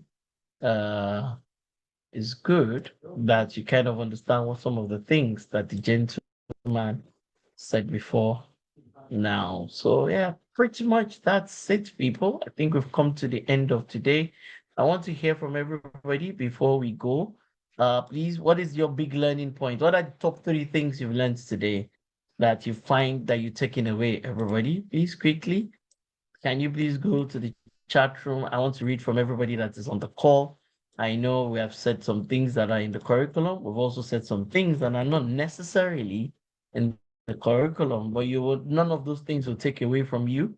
They will only help you to become a much better professional and a much better manager of men and resources. That's what it is. A manager of men and resources, a manager that ends up delivering results. So please, can everybody go to the chat room as we bring this to a beautiful close? What exactly are your top three learning points from today? Everybody, it could be from the first session, it can be from the second session, whichever of those sessions. What is it that you have learned as a person? Right? Please, everybody, I want to read from everybody. What have you learned as a person? Is there anything? Is it the USP? Is it SWOT analysis? What have you learned as a person? What is it that you have learned today that is contributing to your knowledge as a person so that it makes you a bit more, a much better professional, so to speak? What are the things you have learned today that will make you a much better manager and a much better professional? I want to read from everybody. Is there anything you've learned today that would help you to become a much better professional as it is? So please let me go to the chat room, Kawan. What are the top three things, if you don't mind, everybody? Right? If you don't mind, everybody, what are the things, right? What are the things that would help you become a much better manager? What is your learning point from this session that we have had today? Okay. So what are the great things that you have learned today? If you don't mind, everybody, to the chat room. I will share the slides with you, or it's not, I will develop it for you. It's not a secret. You would also see that a lot of things, they coincide and overlap with, um, they coincide and overlap with some of the things in the entrepreneurship course in itself. So, well, yeah, and as I said, you'll pass the exam. The area of work is not very difficult. But realize that the world needs great managers. Um, this world, I dare say, needs great managers. The world needs great managers. Yeah, we need, the government needs, in this world, we need great managers.